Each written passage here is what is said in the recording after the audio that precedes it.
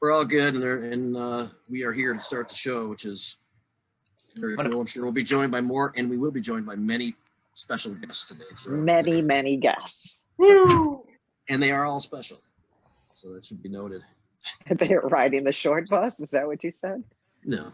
Well, you know, perspective, you know, I might qualify myself. Okay. Depending on the circumstances. Okay. So the election, I think we're going to be consumed by many different things to do with the election, or looks like Rick might be consumed with something else for a quick second. But, we're going to talk about a lot of things. The Senate race is still up for grabs, which is very consequential. No, it is not, Jamie. I'm cutting you off. It is not up for grabs. Wasn't Peters like 80,000 ahead? I mean, come on. How is that up for grabs? No. Georgia, the Senate race Georgia, for the control of the. No, I thought you were talking about John James, and I was going to say, oh my God, are you kidding me? Yeah, no, John James lost his contest pretty clearly. He lost it. He won't concede either. Do you know that? I know. Yeah, I saw that. He won't concede. All right, so it's okay. Eventually, it'll be conceded for him. Yes. But and then no obviously to drag him out of. He's too conceited to concede. Yeah. Well, so it's an ego trip. Yeah. So nationwide, we had a lot of great results from cannabis ballots in many states, including a decriminalizing of all drugs in Oregon, and another like mushroom and things like that in Washington, D.C. We'll talk about all this stuff and get to it. But to get started with, President-elect Biden. Just kind of, I'm curious generally where people are as far as, and by the way, we're joined with Tim Beck, and he'll be in on this set of questions. Jim Salame comes in, and Rick will spin it around, but Salame, I'm sorry, I don't like to say that, but it's real, so I should get used to it. I just don't like to pronounce your name properly. Yeah. I feel like I'm being derogatory.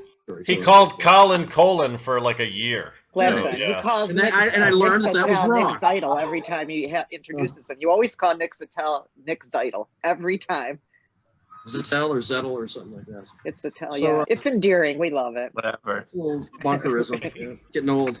So, how do people feel about this election? Okay, just fair, bad, and why? And then also add, like, are you concerned with the approach from Trump that was set up throughout the campaign to attack this through lawsuits? And do you believe there's any serious concern of results being skewed, from this approach? So we'll spin it around the room. I'll start off, and then we'll go in the order in which people arrived on the set, which means Deb, then Colin, then Tim, then Jim. So here's my situation. There's a lot of things about this election that are exactly like every other election we've ever had. It takes a couple of days to count votes. Sometimes there's questions about elections. We have systems in place that take care of these. It's when people want unique solutions to long-standing issues. That's when preferential treatment, or that's when favoritism comes in. And in this instance, I see a lot of people trying to express preferential treatment or favoritism towards one person or the other. As far as I'm concerned, the election is essentially settled. There's been some action regarding Attorney General Barr's Justice Department, which is kind of concerning. But we can talk about that a little bit more in detail. But as far as I'm concerned, it's a regular election. We've already got the results. Let's move forward with the healing of America. Deb Young, healing of America. What's your thought on that? Okay, so obviously I'm happy with the results of this.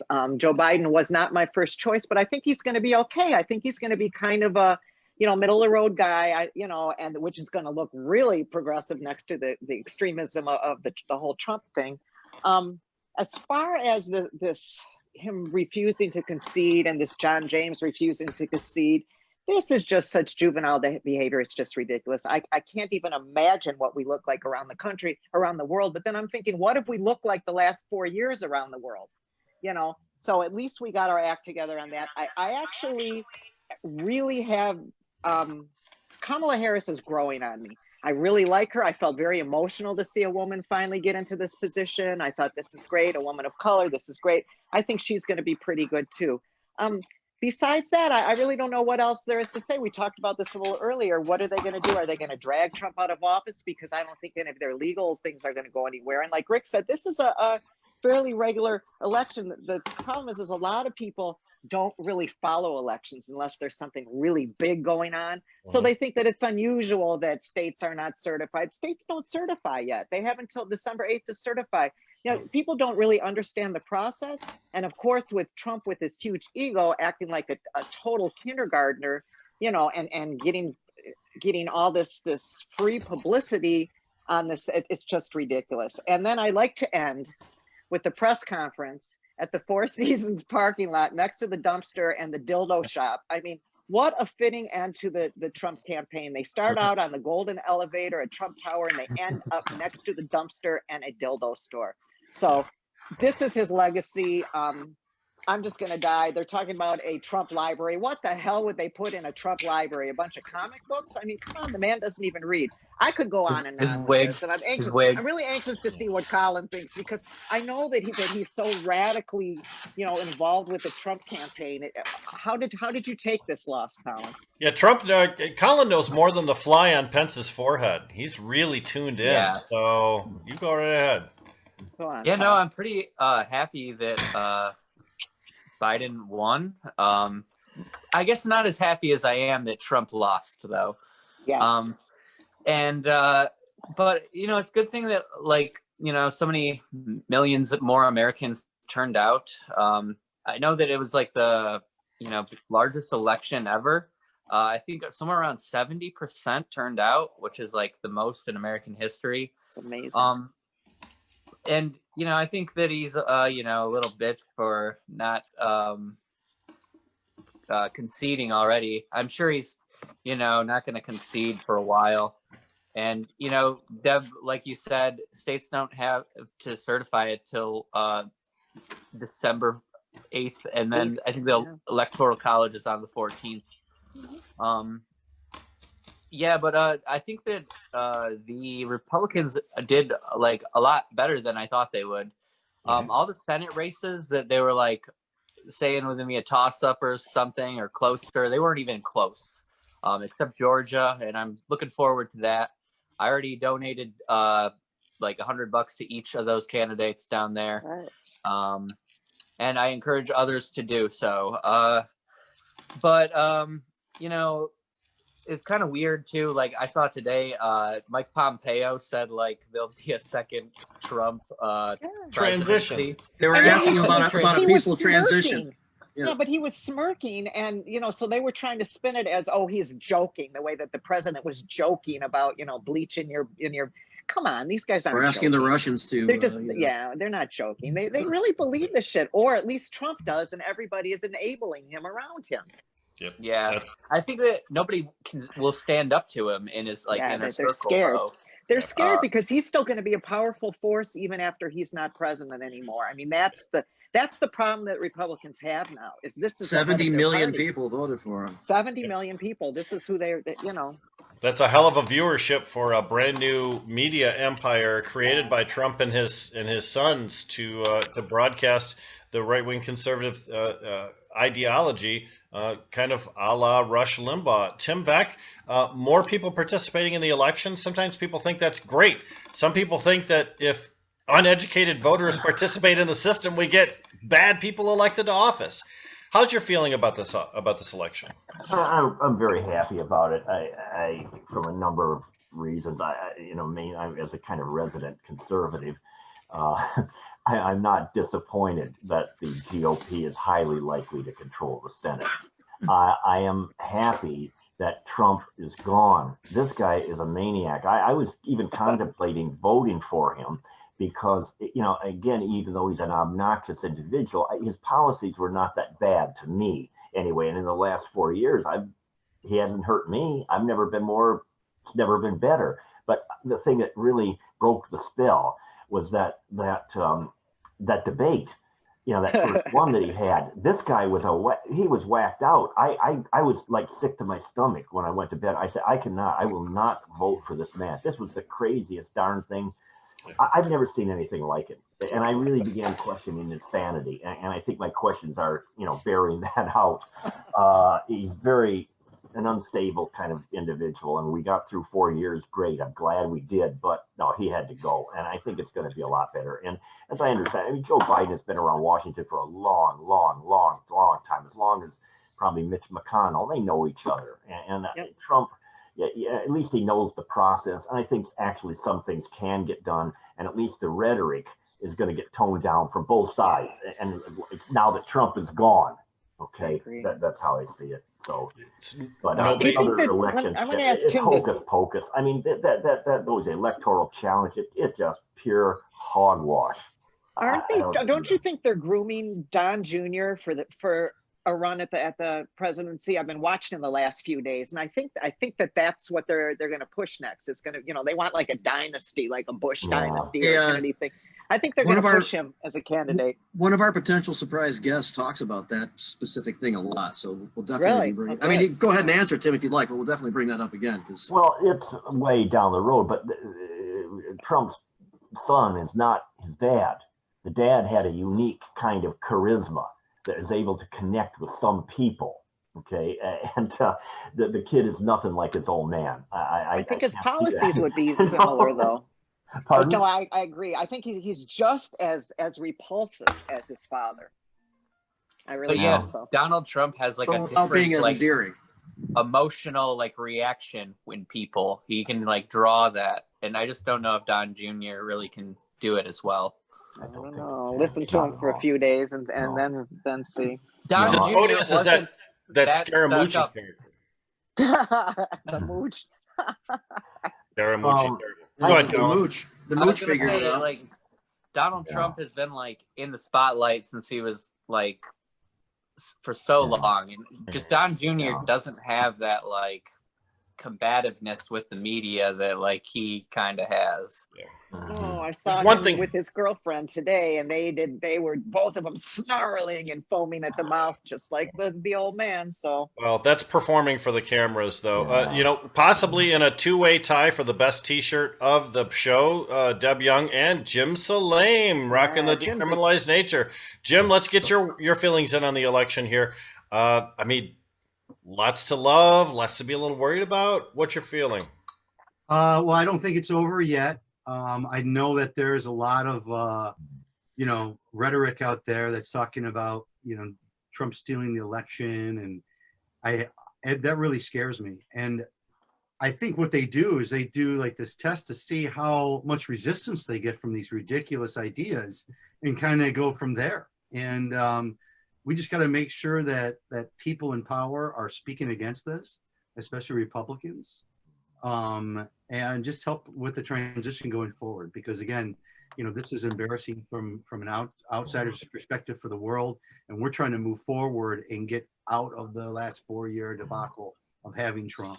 I'm just going to point out that there was fireworks in London. There were the church bells rang in Paris. Worldwide, Trump's defeat, not Biden's win, Trump's defeat was celebrated worldwide, like the end of a world war. I know. Yeah. That's the sense I got. I mean, really. Let me throw out an idea to you all, and Jim especially. All right. The fact, the one comparison in history is Bush versus Gore. And they did that count. Remember the hanging chads, was a thing. Yeah. And what that was, it was incompetence in Palm Beach County. They totally screwed it up. They couldn't really even do a legitimate vote count. Now, some would say a bunch of little old ladies. Wrong, but this was one state. Yeah. Okay, period. We're talking 3-4 states that Trump is going to have to break down. Biden is so ahead in the electoral college. Okay, so he picks off, one or the other. It's not going to happen. And no, it's not going to happen. And wasn't the Florida thing 500? It was a very small amount of votes. This is over 5 million votes, Tim says, spread out over the entire country. Yeah, it's no way. Impossible. I mean, it's not impossible. Let me explain something. The reality is that, yes, cheating does occur in elections. It does happen on rare occasions. And normally it happens at the township level. Okay, they want to some clique wants to get rid of the township supervisor, so they come up with some machinations where they miscount the vote to get the, to get him out. That does happen, and some people say it has happened in Detroit, but it's not normal. It is not a normal pattern. And even in this thing at Cobo Hall or TC Center or whatever, everybody was on camera. You can't do it. Every move is being recorded on video. I mean, I can't. And part of the concern was that they weren't able to go in and observe, but there were representatives of the party, observers inside. From both parties. Mark Brewer was there. He was inside as an attorney observer, and he says that there were equal amounts of Republicans and Democrats. There were independents.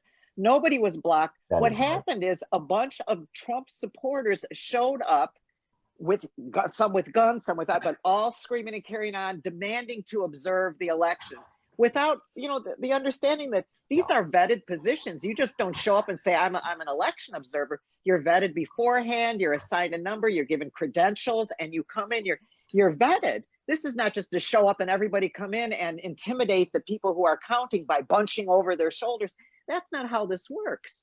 So, and I firmly believe if Mark says that this was a legitimate thing, I understand it's a legitimate thing. There's no way that this kind of stuff happened at the kind of level they're talking about. Like Tim said, a little fucking around, like in the local clerk's race or something. But on the magnitude that would flip an election, no. Oh. No. Go ahead, Jim. Go ahead, Jim. You've been waiting. Go ahead. It doesn't mean that it's still not going to happen. Like, just because it's right not to happen, it doesn't mean it's going to go that way. Like anything that Trump has done, he's always said one thing and done the opposite, and it just scares me. And I think probably nothing will come of it, and the transition will go as planned January 20th. But all this is doing is help build up Trump's group and keep that going and keep that balloon floating above us. So I don't. That's what that's all for. Well, no way Trump and Melania are going to be greeting Jill and Joe on the steps of the White House the way we see every single transition. That's not going to happen. Remember the picture of Obama sitting there with Trump? Obama so uncomfortable and Trump sitting there, even though it was the most odious duty of his entire presidency. He did it with class. And Trump left his wife at the car and rounded up the steps and left his wife sitting back by the car. It was one of the most awkward moments I've witnessed. I mean, really bad. It would not surprise me. I'm going to tell you right now, it would not surprise me if Trump doesn't show up at to the inaugural. I agree with you, Tim. I don't think he will. I don't think he will. That would be so hard to do. Remember watching Hillary sit there, watching her face? You thought, oh my God, how hard would that be? I was trying to imagine myself doing it. Trump will never do it. He doesn't have the fortitude. No, he doesn't have it. He doesn't have the character to be able to do that. There's two things I want to point out. First of all, losers have to come up with new excuses because the excuses that they've been using are really outmoded. But second of all, this election really puts a fine point on the role of social media in successful and unsuccessful campaigns. Not only to the degree to which it can be manipulated by foreign powers, which has been clearly proven that it can be, but also the way that any little mistake can be magnified to a certain degree. The Four Seasons thing, there's a million memes out there for the Four Seasons thing, which is funny. You saw some of the social media respond with flagging some of the facts when they were not correct. remember, I'm sorry, it's just hilarious. A couple months ago, 6, 8, 10 months ago, when it was all the rage to post memes of Joe Biden with children with these terrified looks on these children's faces. Now recognize you can take a still photo from a video and make anybody look like they're horrified, right? But that was a blip on the radar that was pushed by certain people when it was found not to be moving the needle on acceptance of their particular candidate of choice. That got dropped. But for a while, that dominated. So there's a new sheriff in town, and his name is social media. You brought up the senatorial races in Georgia. Uniquely, there are two going on at the same time there. They're involved in this unique runoff scenario that will be in January. And at stake is who controls the Senate. If both Democrats win, the Democrats control the Senate. If one or more Republican wins, Republicans control the Senate. So the reason for this runoff, just for our viewers' edification, is because in Georgia, the rule is if you don't receive 50% or more of the vote, you don't get elected. And then you have to have a runoff again in order to get one candidate that receives more than half of the people accepting them for that particular role. And in this So the two top vote getters. So they drop all the third party and the Green Party and all this other nonsense. So it's just the two top. That's the runoff part of it. You know, you have Right. a regular election with a big slate, but then a runoff is just head-to-head, two persons. That's a lot why of weird stuff. Yeah. They don't have primaries That lines up. like So we anyway, do. so- Yeah, apparently Tim- not, because it's like- like a primary, right? Okay, so Tim, you when you talked about it before, you sounded fairly confident that you thought that it was going to swing the Republican way. I just wanted to Yeah, know your I do. thoughts on it. I'll give you a couple different reasons. You know, number one, I actually saw, you know, the vote totals, and they were these third party or alternative candidates did siphon off quite a few votes. They did, Okay. yeah. So there's that factor. And also, there's nothing like a presidential election to turn people out. I mean, I know a few people, they only vote every 4 years. You know, for president, there's going to be a lot of people not showing up. And those people that don't show up, usually they're Democrats. The GOP does turn out, you know, the people. That's another weird thing about Yeah, Georgia unless this you time poke around. us, once you Like- poke us, Tim, Yeah. we show up, okay? And he's poked the crap out of us. And They are going to put so much money into these campaigns, both Oh, sides. It's going to be scary. these districts Yeah. are traditionally right-leaning districts, so they're normally Republican strongholds. Go ahead, Jimmy. you know, so just recently in the last 3 year, and spearheaded a lot by Stacey Abrams and a lot of the organizing that she did and other groups that she affiliated with, they got a lot of people who don't, up to a couple 100,000 who don't normally vote. Yep. To participate. That's just another anomaly, because you're right, Tim. Normally, Yeah. you could count on an off election. You could count on the Republicans being more organized and showing up and doing it. But there are some things to point to that are different. Yeah, and I think there is, some people feel safer, a lot of them, I think, feel safer with divided government. Yes. To give the power to just one particular party. It just not, I don't know, it's not the norm. I mean, unless you're very, pro one, one or the other or something like that. I mean, the But average. you're right. It's usually a balancing act, and that's what it's supposed to be. Because in the end, it has to represent all of us. We all have to, have a. But there are things called trifectas, though, when a state has both the House, the Senate, and the gubernatorial thing, as well as in the United States government, when one party controls all three. I remember the Republicans had the House, the Senate, and the presidency under Bush. So. I think Well, for and sure, And under Trump, Obama had it too. Yeah. But I think a it's lot of people are Obama. frustrated Yeah. that not more happened during that time. Yeah. But for sure, if the Democrats do not get a hold of the Senate now, it'll be difficult to say the least, if not impossible, for some type of coherent cannabis legislation to make it all the way through. But if they did control it, it probably could be. So I hope so. I agree. The Senate has been the death of all positive cannabis legislation coming out of the House of Representatives, and things that have been originated in the Senate, which we would generally consider to be pro-cannabis, hasn't been given a vote, hasn't been brought up to a committee meeting. Those things are controlled by the majority leader in the Senate. And that's Mitch McConnell. Mitch supposedly loves his hemp, but hates his THC. So- Here's a thought about this. Again, with that blowout win for cannabis and drugs, so to speak, in this last election, South Yeah. Dakota. 5 states, all 5. There were like Yeah, 9 proposals, and all of them won. Yes. Oh, We won the so hearts there's and minds, I GOP think. senators now that live in legal states. This has never happened before. And I think that I don't see full-blown legalization, but I see some things getting done, like banking reform. You can actually have a normal bank account. Stuff like that. I wouldn't even be shocked if there was some kind of states' rights thing that, maybe. I come think about. that's most likely. Sure. I really think that's most likely. Yeah. If you deschedule cannabis, everything defaults to the states, and that's without having to pass a states' rights manifesto. You accomplish the same thing just by doing that. Oh, okay. I didn't know Right. that. Very Is good, it Rick. like Thank with- you. Thank with you. like South Dakota and Mississippi becoming medical, that makes it like 33 or 34 states with medical, and don't they have to do something when it reaches like that amount of states? There's like another way, like an amendment can be made, I thought. Oh, I did not know that Sure. either. Somebody check that out, because that would be interesting. but the states would have to, I believe, all cooperate. Yeah, Or and get there that was done. like like something happened like in like the 90s. I can't remember what it was. That's like the ERA. You're talking about the ERA, and they couldn't get enough. Well, that's states amending the Constitution. That's a right. constitutional That's amending the amendment. Constitution. States right. have to, yeah, ratify. A certain amount of states had to get on board, and they did not. And I think it's like around like 33 or 34, like amount of states. Well, if that's true, we're there. Almost. You know, we have a lot of opportunity for change. There's a lot of impetus for change coming from the United States citizens, all these different states. And by the way, if you include the CBD oil laws, like the Charlotte's Web laws, there are, I think, 48 states. And then also add DC, add Virgin Islands, add Puerto Rico, add almost all of our protectorates, I think, except Samoa. They all have pro-cannabis laws. So we're almost to 100% without federal movement. It's been Schedule 1. When did they put out Schedule 1? 72? Yeah. And there's been no move since then. No.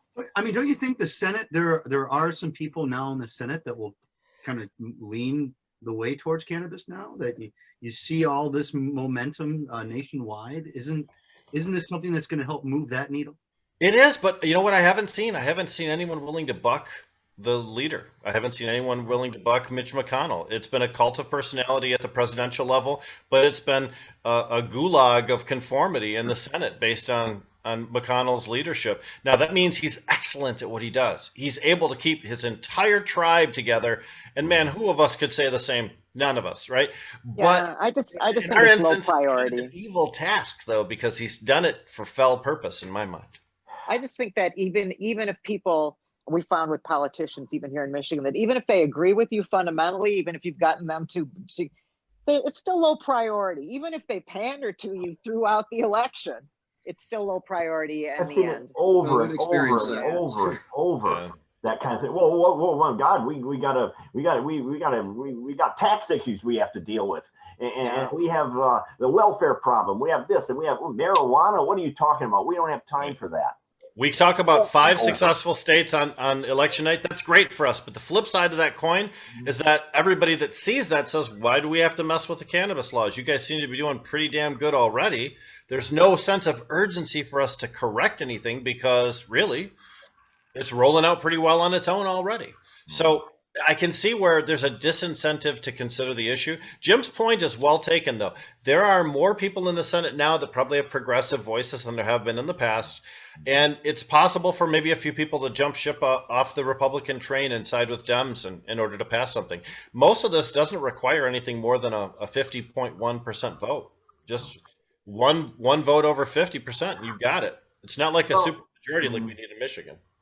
There is an angle here, and that is that sometimes, like in the COVID bill, for instance, they haven't done any stuff on COVID relief, but they'll sneak little Christmas, little ornaments into the bill as a whole. Right. Okay, so you're not going to vote against the whole bill, just because these dippy little things are in here. So gifts to special interest groups, yeah, that they use. And I could see something like that happening, a special bill just on marijuana getting through the Senate. I would have my tacked onto something. You mean tacked onto something else? Tack it on, yeah. What we've done historically, the only way we've been able to get things through the Senate is to attach pro-cannabis issues to funding bills, to adding them as a rider to other pieces of legislation, just like we just discussed, where it would be part of a larger scheme, and you couldn't vote no for the whole scheme, even if you didn't care for the cannabis portion. Right.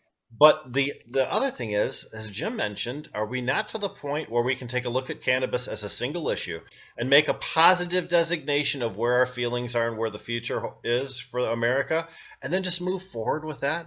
Do we have to continue to hide it like the bad present that you're giving somebody under the Christmas tree? Don't do that.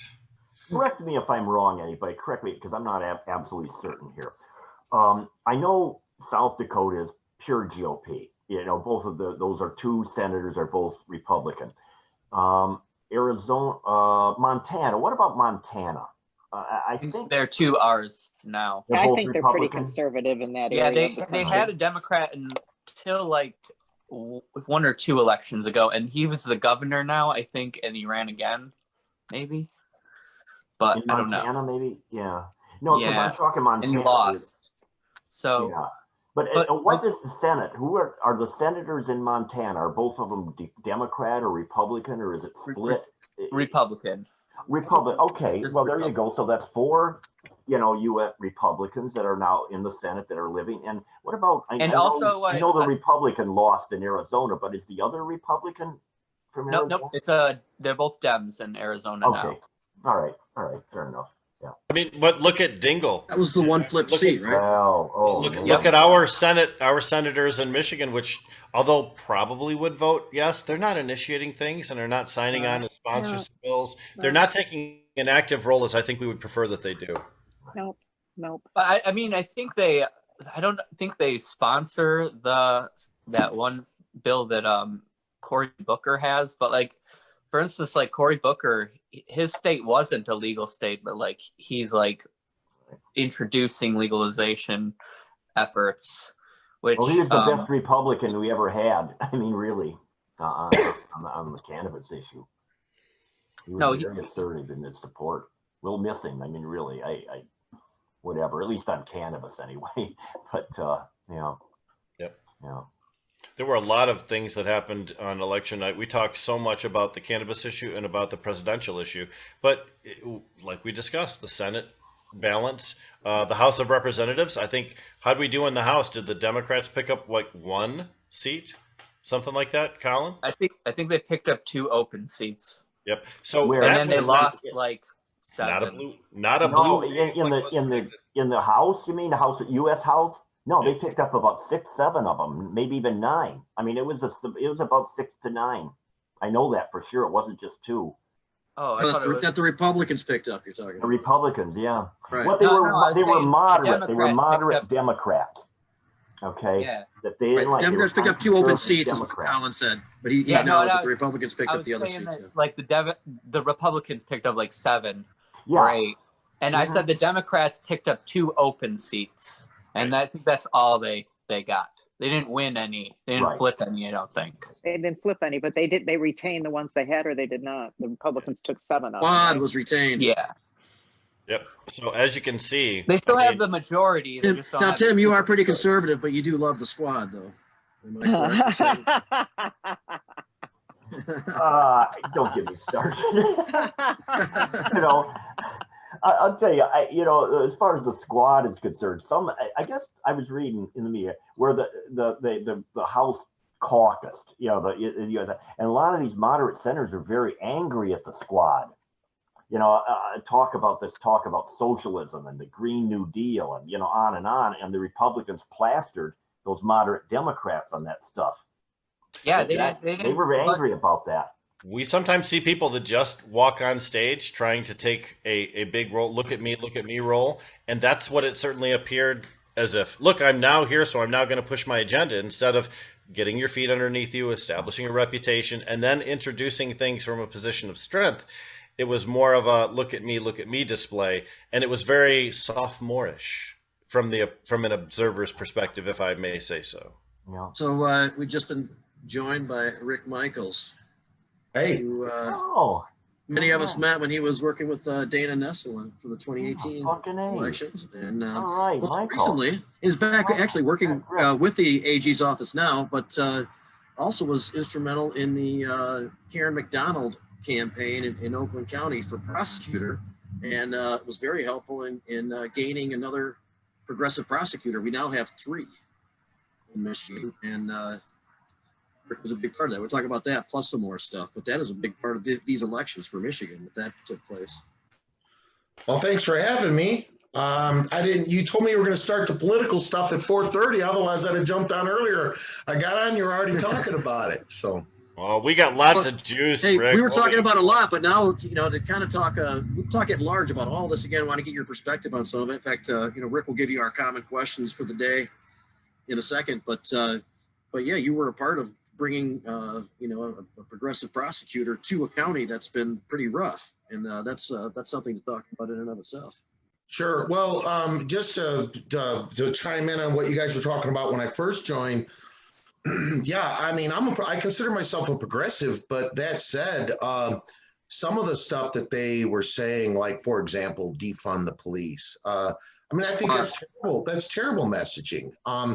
sure that we need to reform some aspects of police departments and how they deal with the community. And Dana's been working on that, to the extent that she can. For example, right now, if a police officer is accused of committing a crime, the local assistant prosecutor investigates that, decides whether to charge it or not, and then goes ahead and charges it if they think it's warranted. Otherwise, they don't. But the problem is they're investigating someone that they work with on a regular basis, right, and work with his or her friends on a regular basis. And if they don't convict this person, if they decide to charge them, then they got to keep working with them. And if they do convict them, they got to keep working with this person's friends. That puts prosecutors in an awkward position that they shouldn't have to be in. And I know Dana has done it. It's on a voluntary basis. County prosecutors can avail themselves of this resource or not. But now if a police officer is charged or accused of committing a crime, the Attorney General's office comes in and investigates it and decides whether to charge it or not. And if so, they prosecute it so that the local prosecutor doesn't feel any of that pressure. So that's just one example of good, good stuff moving forward. But for them to say defund the police, if you've got to spend 20 minutes explaining what your term means, you've already lost the argument. I think that's the biggest criticism, that it was a bad label for the. Well, remember that slogan came from people shouting in the street. It didn't come from a marketing expert. So you can appreciate where it felt really good to say it, but it's not really good to read it. Well, to me, it's not even. I wouldn't even feel good about saying that, because sure, police said that misconduct should be investigated and prosecuted as warranted. There's plenty of cops that are accused of stuff they did not do. I've got two cousins that are cops. I got my uncle who died, of old age, but he was a retired cop. So I mean, I don't have a problem with cops in general. Obviously, I have a problem with anyone who commits a crime, and that includes police officers who commit crimes. But but even with the explanation, I was starting to say, if you got to spend 20 minutes to explain yourself, you already lost. But here's the problem: if 5 different people that are bandying that term about give their explanations, I'm going to hear 5 explanations. I think that's bullshit. I mean, when you want to talk about cash bail reform, when you want to talk about expungements of marijuana, if you want to talk about treatment courts for drug addicts or alcoholics, or veterans courts, especially if you're talking about people with PTSD, that they've got. They got that serving our country. That's all great, and there's plenty of other things that one can talk about if you want to reform our criminal justice system, and to the extent that includes police, wonderful. But anyway, that's my take on that subject. Some of these people out there were even talking about abolishing the police. Yeah, abolishing the police, replacing with social workers or something.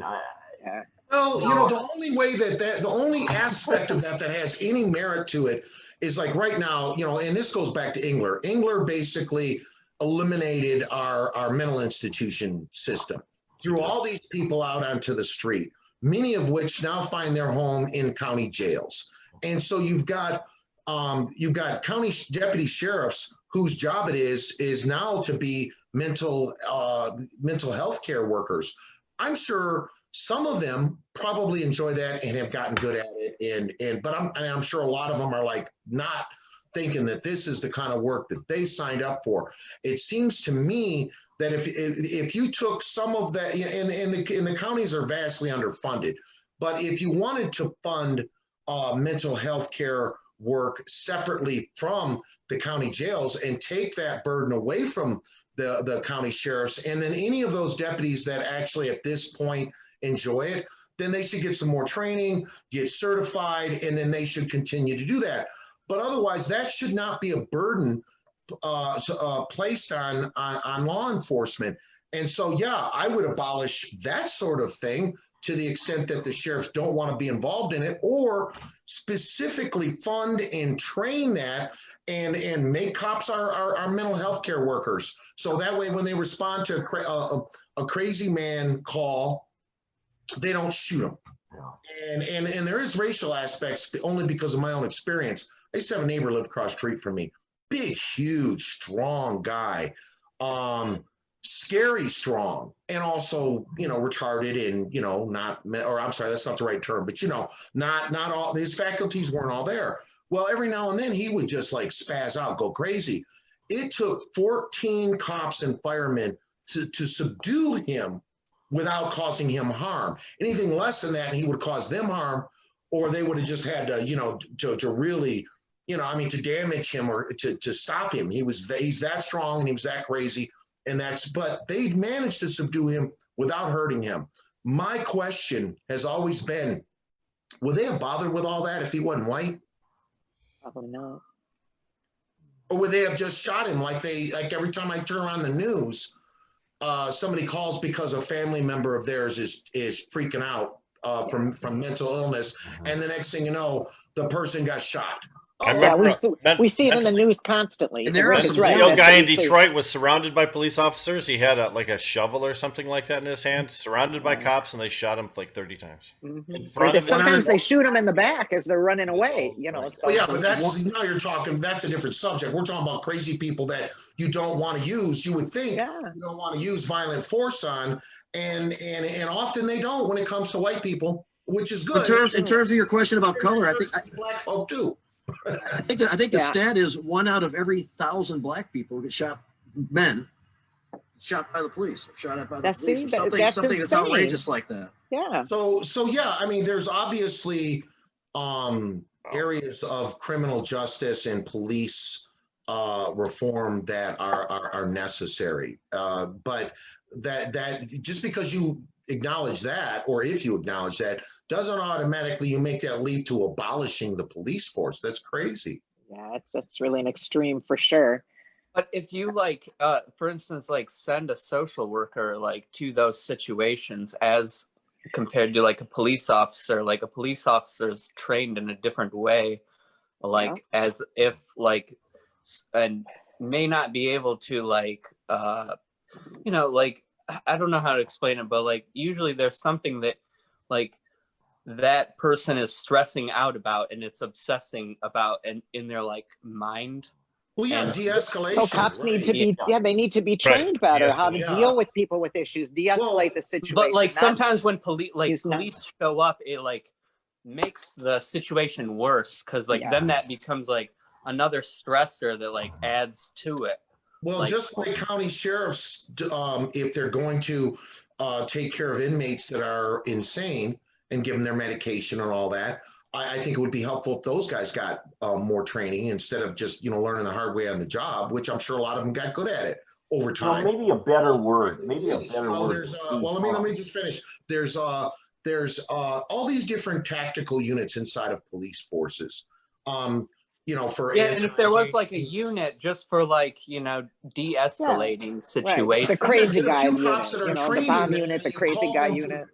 Yeah, you call them for that, or social worker, either one or both. I mean, even both, Yeah, even in the prison, they have special units. If there's a riot, they bring in a special crew of people. They bring in, so yeah, it's got to be, and people need to be trained. You can't just expect people to be born knowing how to do this stuff. Yeah, I mean, that's why we got SWAT teams, right? Because sometimes you need a SWAT team, and when they're not doing their SWAT training or responding to a special weapons and tactics situation, they're doing regular police work. My ex-girlfriend did that. She was a SWAT team member. And then they call you up when they need you, right? Yeah. What's that? They call you up when they need you. When a situation arises and you're on the SWAT team, boom, you go out. Yeah. Well, they could do the same thing with this. Do your regular work for when you need a special situation that you were trained for. Well, there's a term I would use maybe rather than defund or whatever, is maybe reprioritize. There you go. Sure. Yeah. I mean, in some areas, believe it, I think there are too many cops.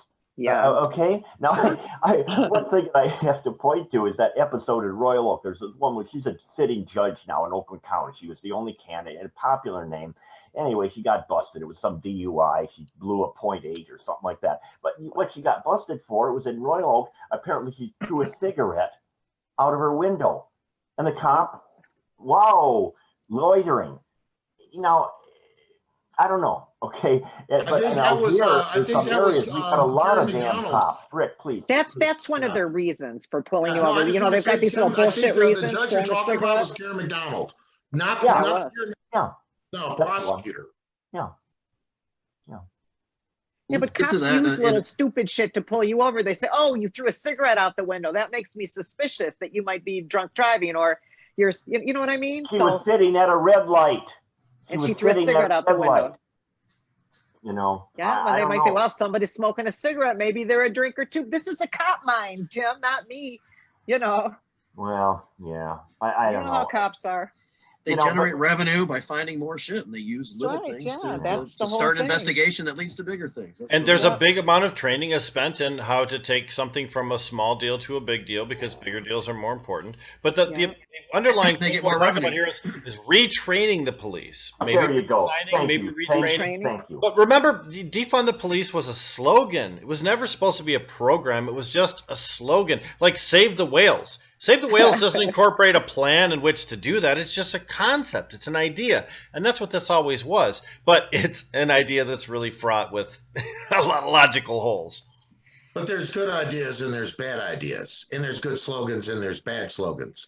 Well, no slogan is, I mean, this slogan wasn't all bad. We just talked about a whole bunch of things that could potentially be inspired by this slogan being used. So, well, again, let me explain out here in Van Buren. Now, Van Buren County, where I live, it's pretty darn conservative. Went for Trump 57% of the vote. Okay. Now, again, the Dems did make a real strong challenge against our current Republican state representative, and pollsters indicate she was in trouble. A young woman named Wheeler. Okay. Now, what the GOP did, you know, for Beth Griffin and their commercials, they had pictures of rioters, and she's a young woman. Defund the police. She wants to defund the police. She wants to do this. She's a socialist, and then they have a picture of Ocasio-Cortez or something. yes. And, you know, but that's what they did, is rioters just going nuts. And that was done in Johnson County too. It was used to defame some Democratic people. It wasn't done by any particular candidate's committee. It was done by a third party. Would you agree with that, Tim? Yeah, I would.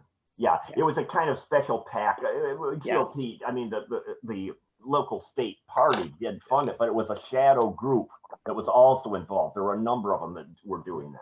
Yeah. An attack pack, yeah. Exactly. Oh, basically, the bottom line is, regardless of the relative merits of that slogan, it's politically bad. Yeah.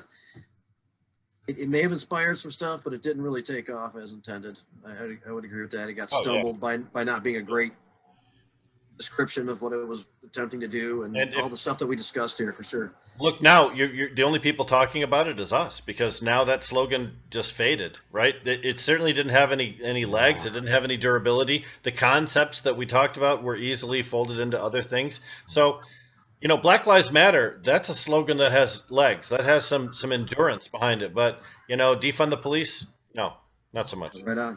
Hey, so we brought up Karen a couple of times. We'll finally get to that. We can, man, because that was a great victory. That's something that we're really proud of, and one of the really positives in this whole thing.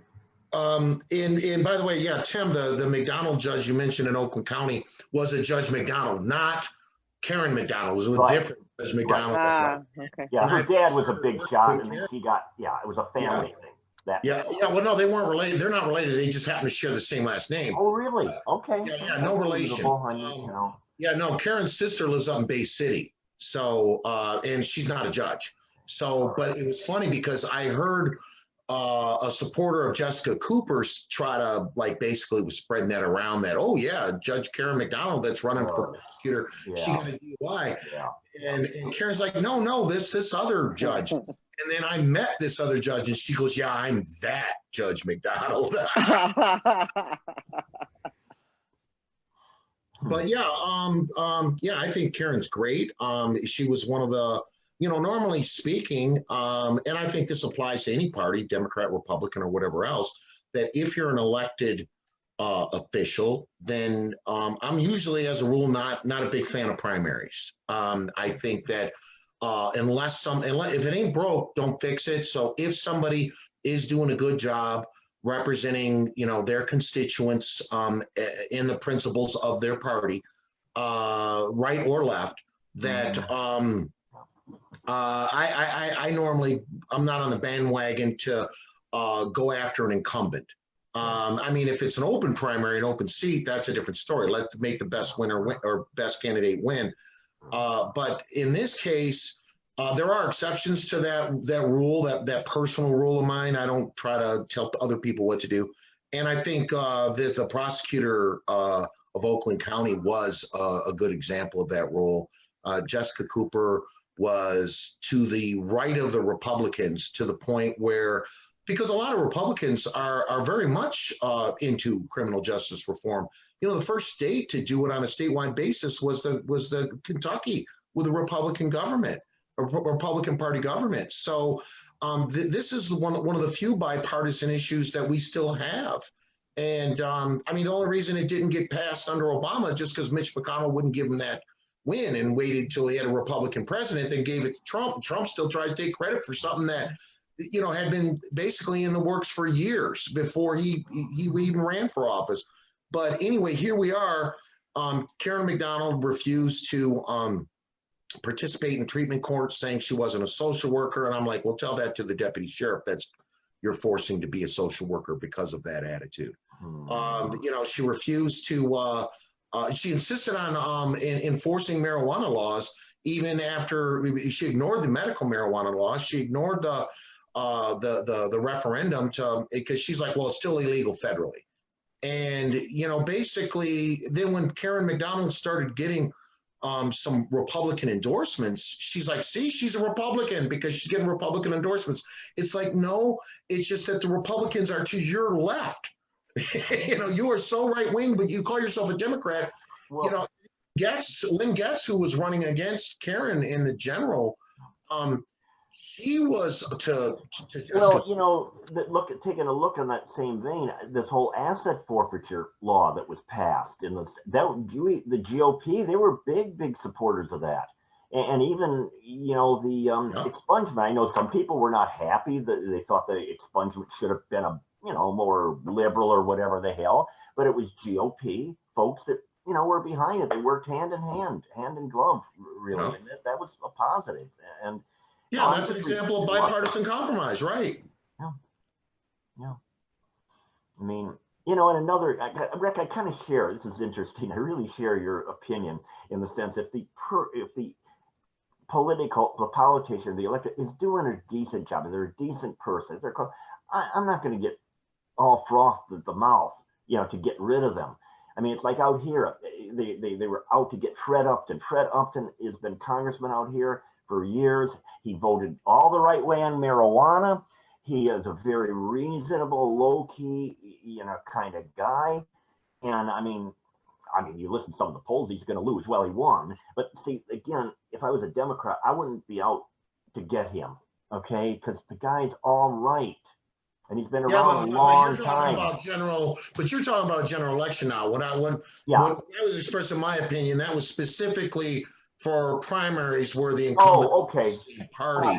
If I'm a partisan political activist or professional, then of course I'm going to do my job and compete against the Republican. All right, fair enough.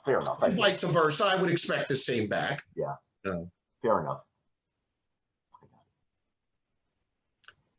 Well, so Karen now joins Ellie Savitt and Carol Seaman. Ellie Savitt, Washtenaw County, and Carol Seaman in Hingham County. And the idea that Kalamazoo County prosecutor is Democrat as well. Yeah, there's many Democrats, but they kind of have like that little extra progressive agenda. I mean, those guys really spelled it out pretty clearly. Kalamazoo County is very progressive. The Kalamazoo guy. Really moved to the so-called left. I mean, it's gotten much more liberal, or whatever term you want to use.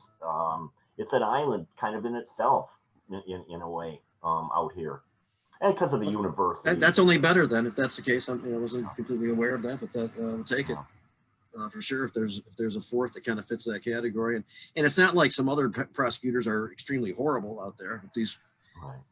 Some good conversations with them, and then the person who lost to Kim Worthy in Wayne County, Victoria Burton Harris, is now going to be working with Undecided in Washtenaw County. Oh, great. Yeah.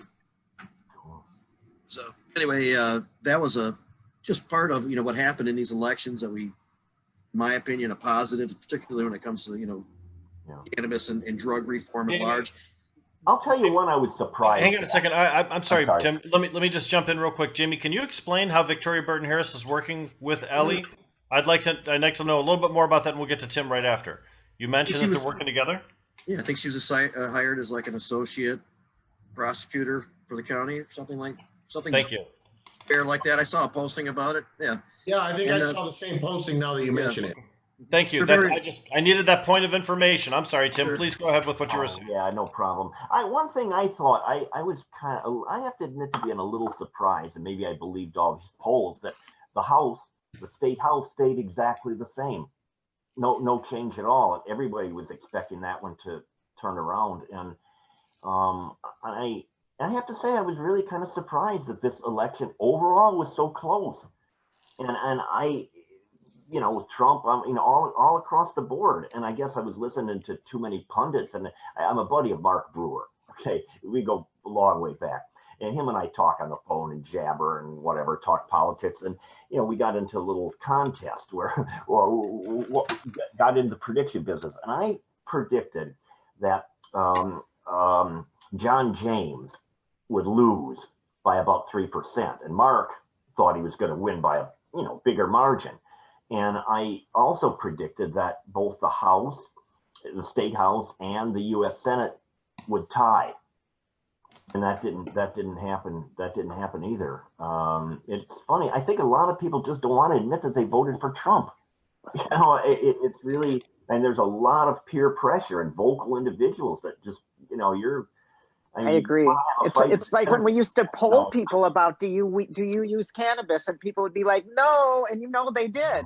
They just didn't want us to voice that. So Detroit is a prime example. I'll be quick. Detroit is a prime example of that when it comes to cannabis. I mean, I did 2 ballot initiatives in Detroit, and I'm white, folks are black, but I mean, to get the average black person to say that they're in favor of marijuana legalization, I couldn't do it. Out in public? No way. Yeah, no, my God. And yet, in the privacy of the voting booth, it was 59% in 2004 and 65%. But that was the whole goal of normalizing. I couldn't find any black people who said they were. Except my friends that were in favor. Don't you think things have changed though? Things have evolved. I think things have changed. That was the whole concept of normalizing it. It took a long time, but more people now will say yes. Yeah, but fear of shame. Fear of shame is a powerful weapon, and who used it very, very well? The DEA.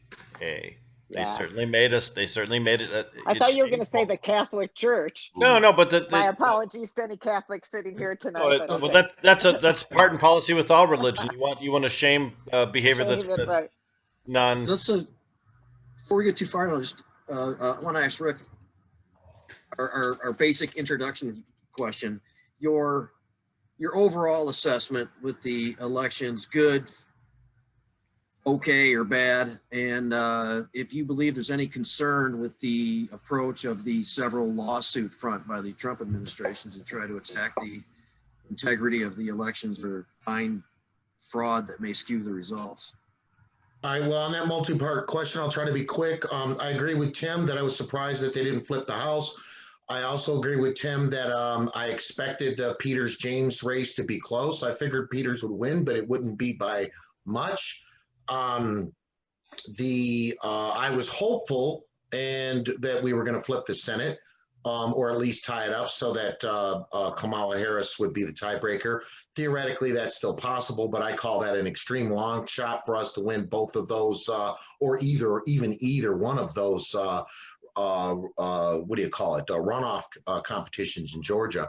I think that something seriously dramatic would have to happen between now and then for us to have a better shot than we do. But hey, one can hope. I still hold out hope.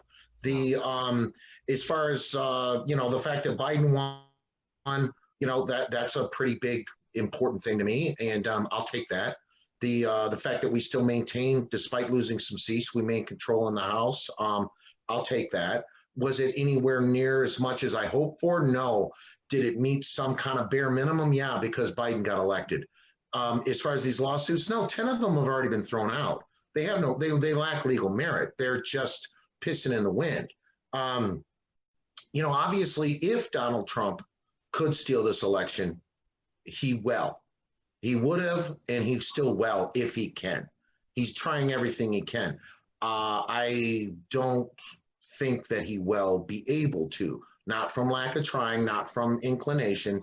Just, I don't think that, if it would have been like 20 years ago, 500 votes in one state, then maybe he might have, and he was ahead by those 500 votes, not behind. Then yeah, maybe. But we're talking about, basically what, 4 or 5 states that, 5 or 6 if you count Michigan and Wisconsin, which Trump is, trying to throw those into the mix, that he's lost in. And there's just no way that he can, unless, by some strange, crazy reason, the Democrats rigged an election to where they didn't give themselves anywhere near what they wanted. We didn't flip one state legislature in the entire country. We did not get ourselves a majority in the Senate, but we rigged it for Biden, really? And that's the problem is we've seen consistent results throughout the country of what was reasonably expected.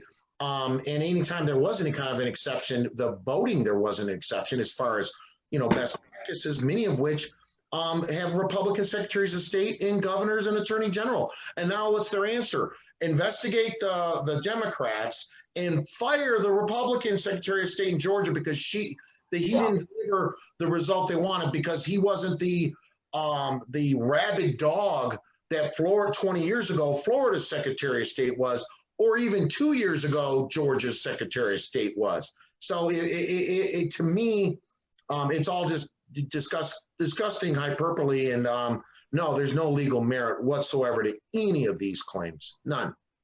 No more than every Democrat is a cannibalistic pedophile. Yeah. I got to get going, gentlemen.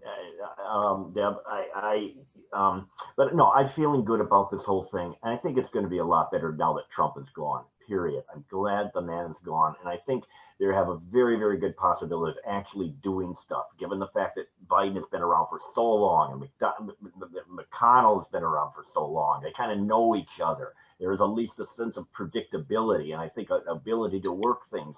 And, Biden is no Donald Trump. I mean, I'm upbeat. I'm feeling very good about it. So well, good talking with you, Tim. Same here, Rick. Nice to see you, Tim. Thanks a lot, Tim. Appreciate your input tonight. Yeah. Thanks, man. I know. Thank you. No, it was it's always an interesting conversation here at Jazz Cabbage Cafe, but is he gonna pull a what's the guy's name? He's gonna Jeffrey pull a Tubin? He's gonna pull a Tubin. Out of here. I told Rick, Jamie, that I had to go at 5. I got to think that that's fine. Love you guys. Thanks, man. Thank you. All right. Oh, dude. Yeah, walks back in the camera range starker, as I would be like. I tell you what, I've been hearing the teachers are seeing a lot of crazy shit going on, behind the kids. Like moms walking around half naked and dads drunk and bellies hanging out and stuff, when the kids are doing their schoolwork. So. Oh, no.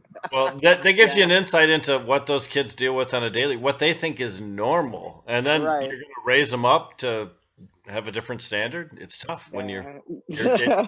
the impressionable years. That's what you learn. You learn what Right. you The see. next thing you know, they're a proud boy standing out on the state capitol, right?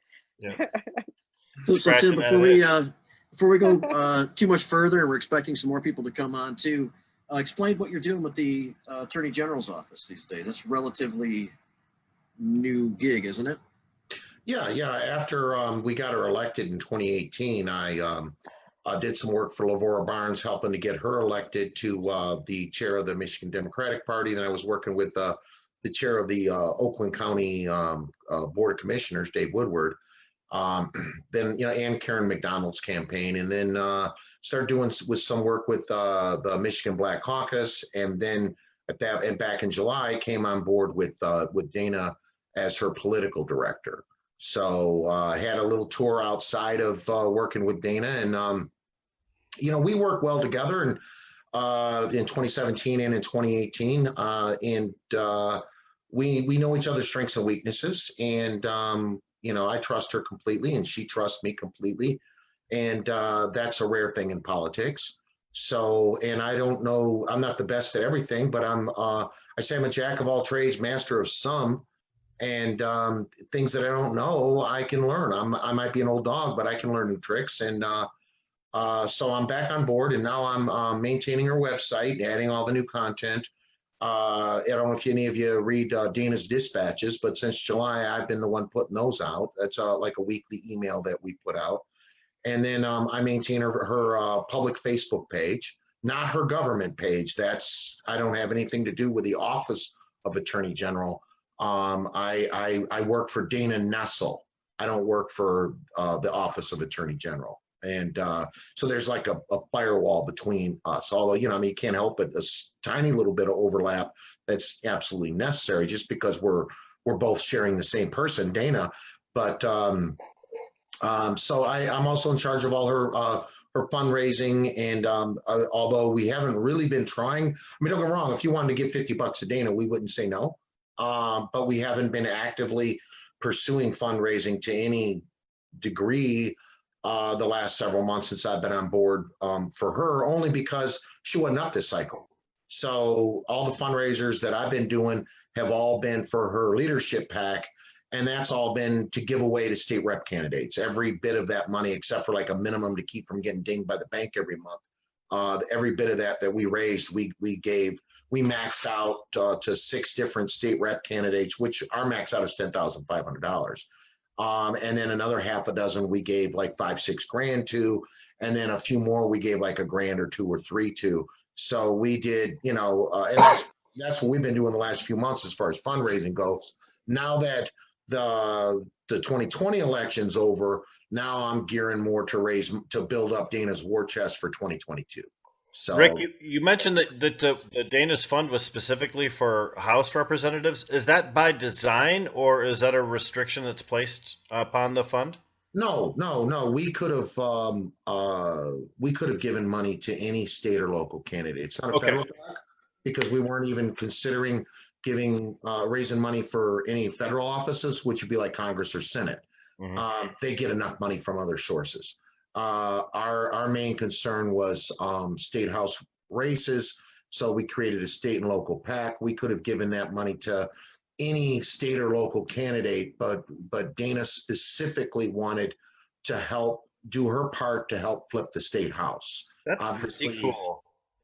It didn't work, but it wasn't through lack of trying on anyone's part, and that includes the part of Dana Nessel and to the extent that she had me help her. So we've been joined now by attorney Paul Tylenda. Last time I saw Paul Tylenda, he was wearing a T-shirt that said "Fuck Trump." So I'm curious to know what Paul's impression of this recent election is. We've asked pretty much everybody that's been on the show today. Give us your overview of this, and do you think there's any merit, attorney Tylenda, to any of these legal challenges to the vote count in some of these states? I'll give it to you this way. If there was, they would have shown up with the proper evidence, and they did not. And nothing speaks louder than that. If you have it, you have it. If you don't, you don't. And perhaps they were trying to do that whole, oh, what did Tucker Carlson say? I had Hunter Biden's laptop contents and they got lost in the mail. Okay. So until that shows up, and even the better part, like happened in Michigan, was they had this Post-it note. And that Post-it note was written by who knows who and was properly deemed hearsay. Was not admitted, was not accepted. So I will always throw, and again, I don't think this is an attorney position. I think this is a proof position. It doesn't matter if you believe it, show me the proof. Because there were, 8-some thousand reported UFO sightings just this calendar year. Wow. And the proof was I saw light in the sky. Okay. Does not mean a thing. And that's much like, and this is much like the Trump campaign's approach is giving losers hope is a very powerful thing, right? The other one is with the pseudo alpha male posturing that all of these hacks have taken, that there's no, grace is weakness, wisdom is weakness, tradition is weakness. So they can't concede anything or take any human approach to it because it would be deemed a weakness by the animals that support them. And Exactly. that part of it is terribly unfortunate because, again, can you imagine if it reversed and the Democrats were trying to do this, the Republicans would say exactly the same thing that we are. Fuck you, prove it. Yeah. And that's unfortunately the truth is that, okay, if little green men are real, show me. Until that point, you're a fucking toothless Looney Tune. Right. So what about the result of the election, Paul? Huh?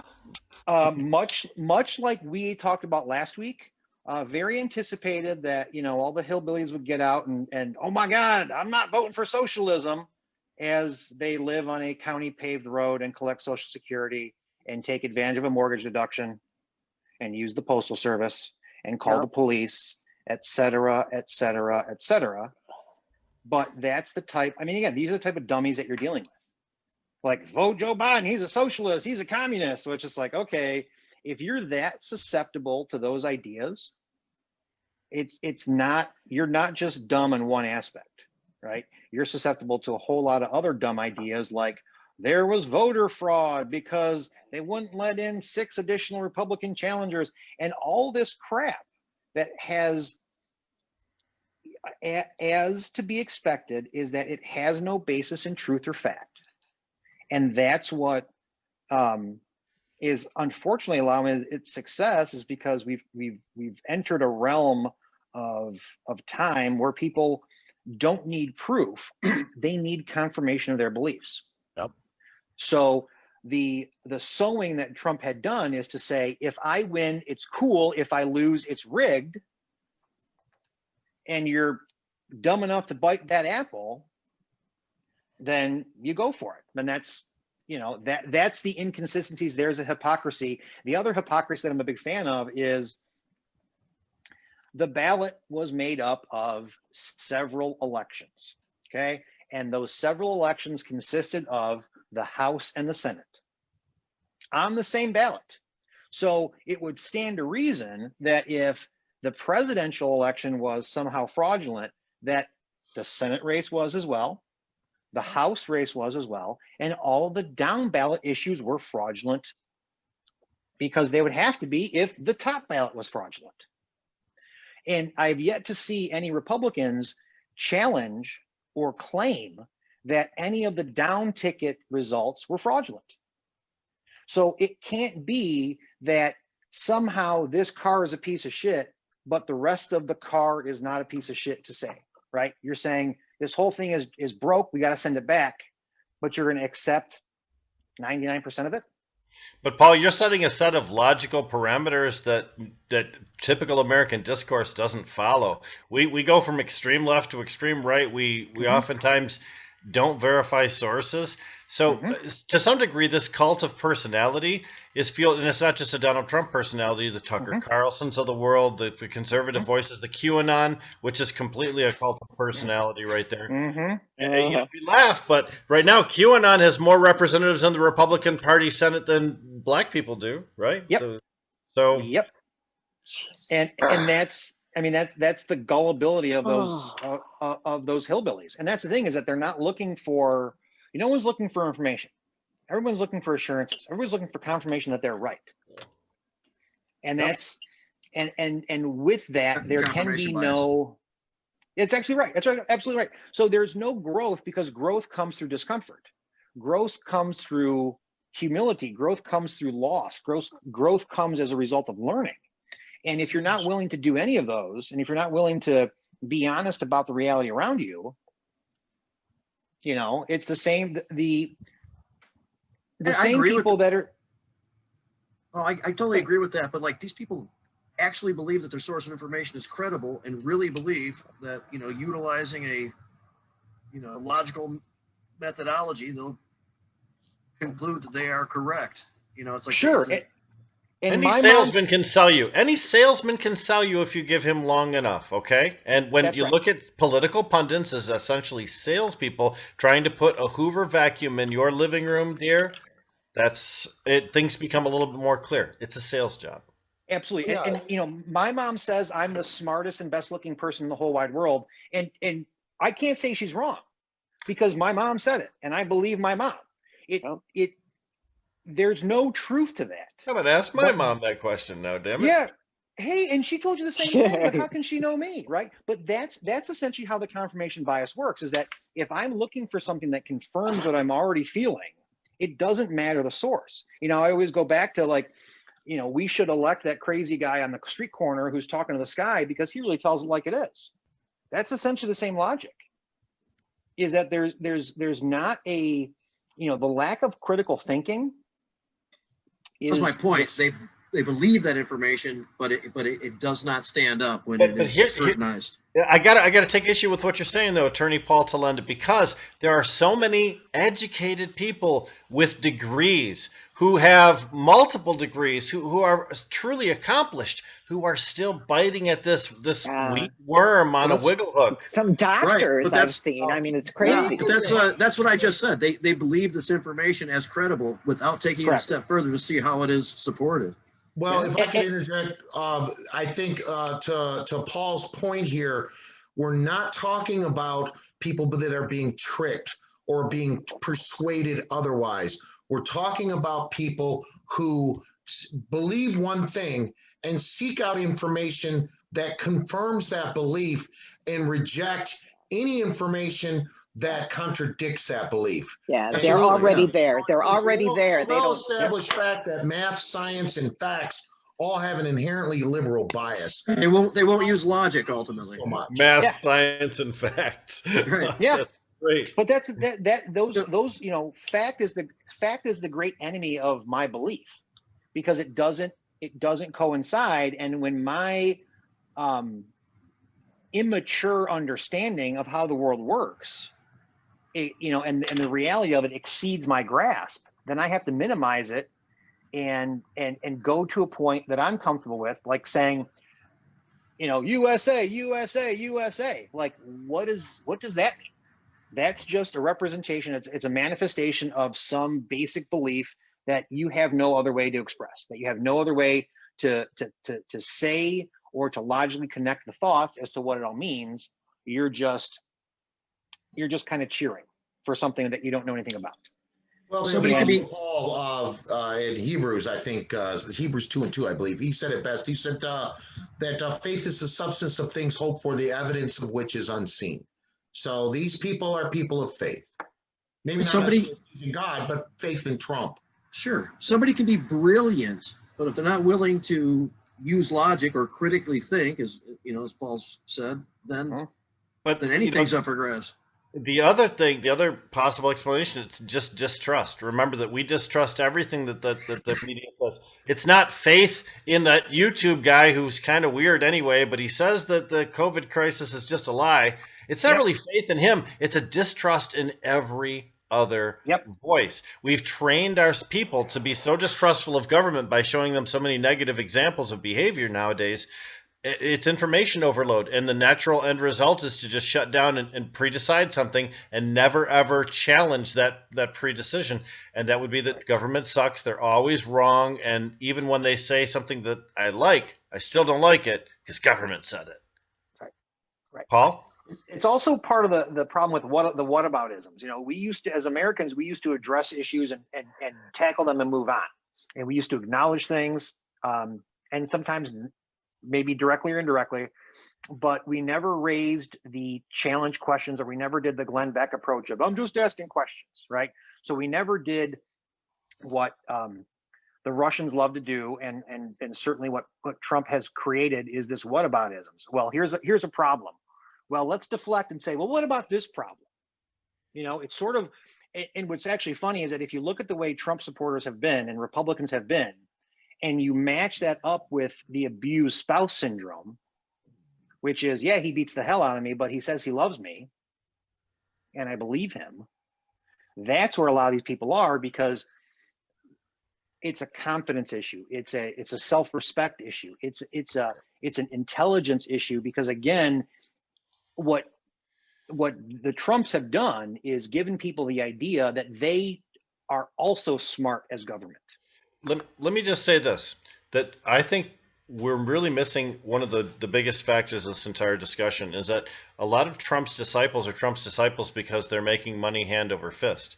Because the stock market was doing very, very well. There was a lot of people who were successful in business. They thought every aspect of Trump was odious, but their bank account was loving it, so they wanted to ride that train. Now, COVID may have derailed it, but those people still had hopes and aspirations of being able to return to that type of level of return on investment. And I think that those people are using their financial advantage as a way to justify logical infallibilities. And similar to that, the evangelicals don't necessarily care for him, but they didn't mind the fact that he put together the Supreme Court that could potentially help them out with their issues with abortion and things like that too. Petrochemical industry, he certainly expanded their rights. He gave them access to places in Alaska, and then the national park system that they never had before, allowed mine tailings to be dumped in waterways, which wasn't allowed, took some creatures off the protected endangered species list. So he satisfied a lot of small special interest groups, but when you do all that, you do create some loyalty amongst your party's base, and they're willing to tolerate things like idiocy. And the logic doesn't necessarily apply, because you put up with any of that shit to get what you want out of it. So it's not logic doesn't apply, because you might know that he's shitty, but you're okay with that because you're getting what you want. My deliverables were in. Yeah. Sorry. And that's the thing, is that logic takes a back seat to self-gratification. Logic takes a back seat to self-preservation. Logic takes a back seat to self-advancement. And the interesting part, Rick, is that you're right. And the crowd that you're speaking of, by and large, are people that did not and were not created to be millionaires by this economy. They merely were that way before and benefited from it. So it's essentially, it's rich kids taking care of other rich kids. Sure. And when the rich kids are like, yeah, I have no principles, I have no morals, I don't care about stuff because the paychecks are coming in, then those aren't, and again, we talked about this last week too, is that these aren't single issue voters. These are single dimension voters. Well, and let's talk about why the situation is the way that it is. And part of it is because we've traditionally underfunded public education. That means that kids of rich kids can go to schools that are above average. They have a greater chance to be successful. And then that upper crust isn't polluted by a lot of people that filter up through the system in order to achieve that millionaire plus status. So systematically, over decades, we've seen underfunding of regular educational opportunities, including higher education. Now the Biden-Harris campaign has talked about potentially alleviating some of the costs of education, making it more possible for people, and therefore getting a lot of people who are considered to be right now what they call non-college. Rick, you know the phrase for this. Please help me with that. Non-college. Eight non-college, 18 to 45. That particular voter group. Well, yeah, that's the Trump base right there. That's what I mean. Yeah. Just the education, although I agree with you 100%. America used to be the country where there was no limit, that you could come in here with just a shirt on your back and whatever, maybe the luggage you could carry and your child in your other hand. And that was it. And you could go on to be successful, rich, or at least, well off. America is now, there's like a couple dozen countries that are above us as far as upward mobility. Education has a lot to do with that. Another thing has another aspect or reason for that, I think, is that the rich kids, helping rich kids is just that. If it's who you rub elbows with, it's who you play golf with, it's who you went to school with, regardless of the quality of the education that you actually got there. Maybe you were just busy partying. Maybe you weren't even, maybe you were paying somebody else to take your exams for you, or write your papers for you. But you made friendships and you established relationships with sons and daughters of powerful men and women. And then you carried the benefit of that with you throughout your entire life. And you're going to make sure that your kids carry that same exact benefit. So these folks are perpetuating that, whether we have titles or not in this country, they're perpetuating that aristocracy. And regular people are being more and more, as time goes on in this country, shut out from any aspect or any hope of that sort of thing. I'm not saying it doesn't still exist, but it's getting harder and harder. Family legacy wealth we're talking about, right? Yes. Yep. But a lot of that is not even so much my family's wealth as it or could be, but a lot of it is just making sure you make the right friends with the right people that can carry you forward into the rest of your life. Other people with money and influence and power. It's who you know, right? And more importantly, who knows you? Because that's, if you look at, again, to the cannabis industry, there's a lot of these people are just like, oh yeah, I got a buddy whose dad is this and he's got $1 bazillion. That's, the industry is full of that. And it's not that those people that know, the individuals that know the people with the money aren't always the best and most qualified. They just know the people that can push them across the finish line. I mean, there are plenty of smart broke people out there. We're really concerned about what's going on in Detroit, because Detroit has a situation where they just passed a legalization ordinance allowing adult use businesses, which allows one existing business to get a legalization license and then allows a legacy Detroiter to get a license, and then one, and then one, and then one, and then one, which allows a lot of legacy Detroiters to get licenses, which is positive. But the methodology really creates a predatory environment for all of these people that come from outside of Detroit. They find legacy Detroiters, they sign them up to these sham contracts, they get the licenses, they make millions and millions of dollars, and then they dump them. Matthew Abel kind of smiled at that. I mean, well, no, Rick, I got to correct you on something. Good afternoon, everybody. Hit me, Matt. Paul, what's happening? Nice to see you, brother. They haven't passed the ordinance in Detroit yet. It's just been proposed. There hasn't yet been a public hearing. Tate's going around on his doing an informational tour, if you will, by video and trying to put the word out. But you're right about how it set up. So, hey, thanks for having me on the show. I actually thought it was passed. Thank you for the fix. Thanks for that fix. I didn't know. Debra, as always, and Jamie. And Matt, let me ask you this. Long time. Remember, hey, Matt, remember Rick Michaels from Dana's campaign? Absolutely. Good was at Cannabis Council a few times. Yep. All right. Matt, let me ask you about Detroit. Do you think that the preference that they have installed is A, constitutional? Okay, that's B. A, consistent with the intent of social equity, or a lawsuit in the making?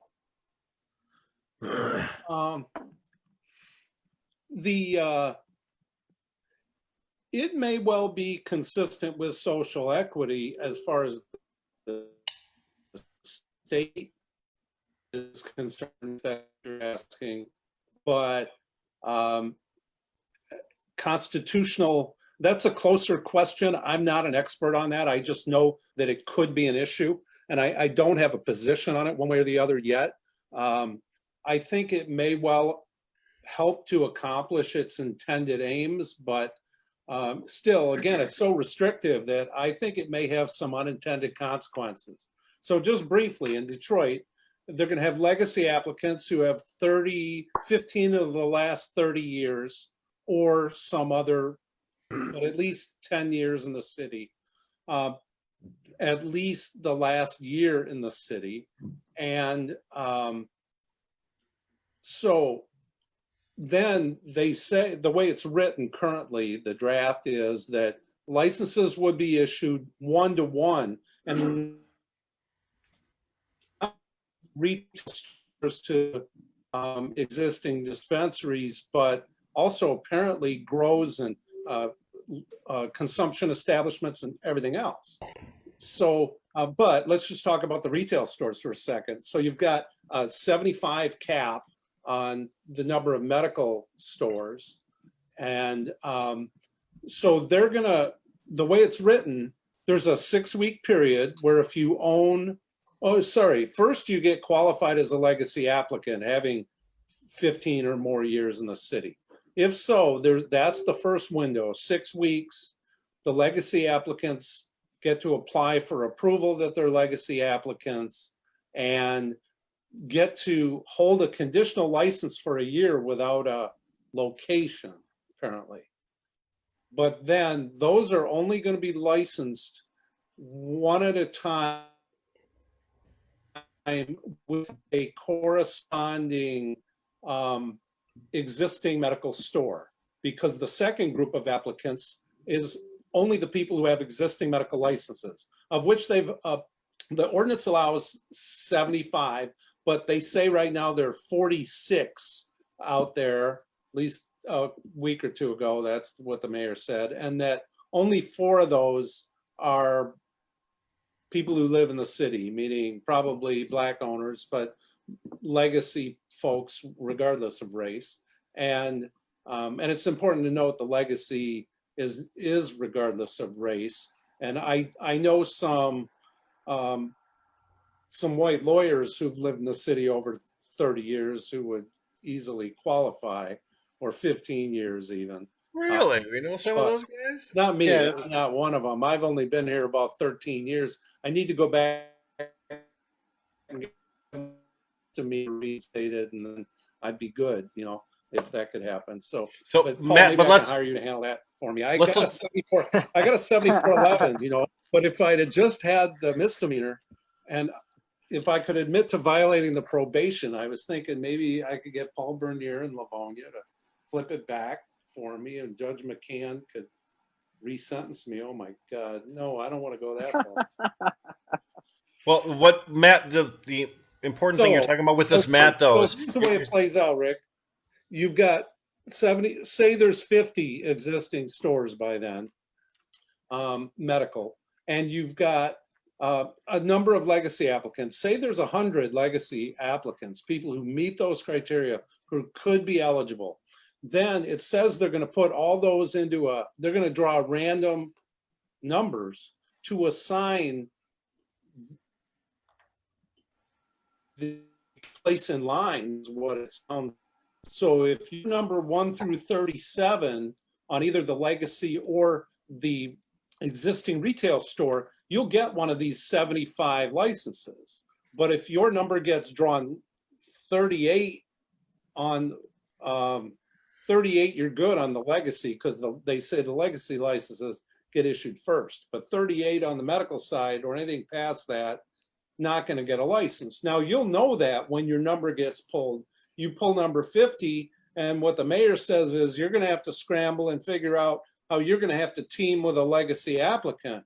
Even if you're an existing medical dispensary, imagine you own it 100%, but the only way you're going to be eligible for a license is if you transfer at least 51% ownership to a legacy applicant. Wow. There might be That a part- lawsuit over that. That's the part where I don't think they That can is. force it. I think they can establish the rule to say you must be, in order to be eligible, it must be 51% owned, but they can't say you must sell to, because now No, that to me sounds like a they taking. don't. Or, well, Paul, then your choice is you just stay medical. Yep. I'm good Well, with and that. that's not a and choice, though. That's That's not a choice. That's a fuck you.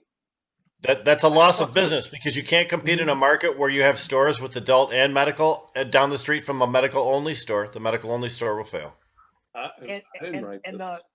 the hardest part about this too is that with Detroit being destination, you know, the neighborhood stores will win because those are walkable, right? And the neighborhood stores that serve the neighborhoods will likely be the more successful ones, because the downtown ones will have a downtown flux. You'll have your downtown crowds, your late nights, your after work people, your weekenders. But Detroit already has become less and less important in the cannabis space because of the towns around it that offer the same services. And I have with recreational coming to Ferndale, to Hazel Park, and having recreational downriver, you know, or even in the Southwest, you know, my clients that live, and then yeah, right, or even for the people that live up near Flint and that type of stuff, the incentive to come to Detroit just for access has all but been eliminated. And that is, you know, if that's the point of what Detroit wants to do, is to say these are going to be neighborhood stores for the neighborhood, by the neighborhood type of thing, there will be success in that, but it's not going to occur on 8 Mile. It's not going to occur on the big strips. It's not going to occur in the places where, you know, a lot of the existing companies wanted to be, because it was visible and easily accessible to the suburbs. Now, you know, getting people to cross 8 Mile is going to be the great challenge. You know, you're going to be the neighborhood retail stores are going to be more regional stores. You know, you're not going to have places downtown or a news center to where you're really going to take advantage of like the walkable traffic, where you're going to have like an Apple store type cannabis space in a downtown area. They're going to be more isolated. And for that has already proven again to make them irrelevant or make them regionally specific to the neighborhood. Is there any other market that you can set as an example where there is an Apple store type of cannabis presence? Is there any other city, location? Hazel Park, all the ones in Hazel Park that are open now, and even I think Common Citizen is opening pretty soon. All those are like, you know, big dollar build outs. No. I'm referring specifically, I'm trying to walk with you on what you were saying about downtown Detroit and its importance in supply. I'm trying to walk with you down that. I'm asking you, in any other metro across the country, perhaps Colorado, is there any other Main Street downtown metro that has an Apple store cannabis presence? I can think of a couple in Denver, but just because of the way they're set up, I can think of the way that, I mean, just because of the density in LA, I mean, some of the places aren't as nice, but they're in locations that they won't be in the city of Detroit. Like, we're not going to see, because of the Main Street overlay restrictions that we have, we're not going to see them in like the base of Woodward. We're not going to see them in places that are designated to be like hotbeds for redevelopment, and that's by design. Right, next to John Barbados and next to those. You're right. Right, I get it. Yeah, right. You know, all of the 5 big wheels, the Michigan Avenue, the Mack Avenue, Woodward, they're forbidden them along all of the main, what they call historic thoroughfares. So yeah. Those normally wonderful avenues for retail and commerce are just that's off. All right. We got a more famous avenue. We got an ace in our hole.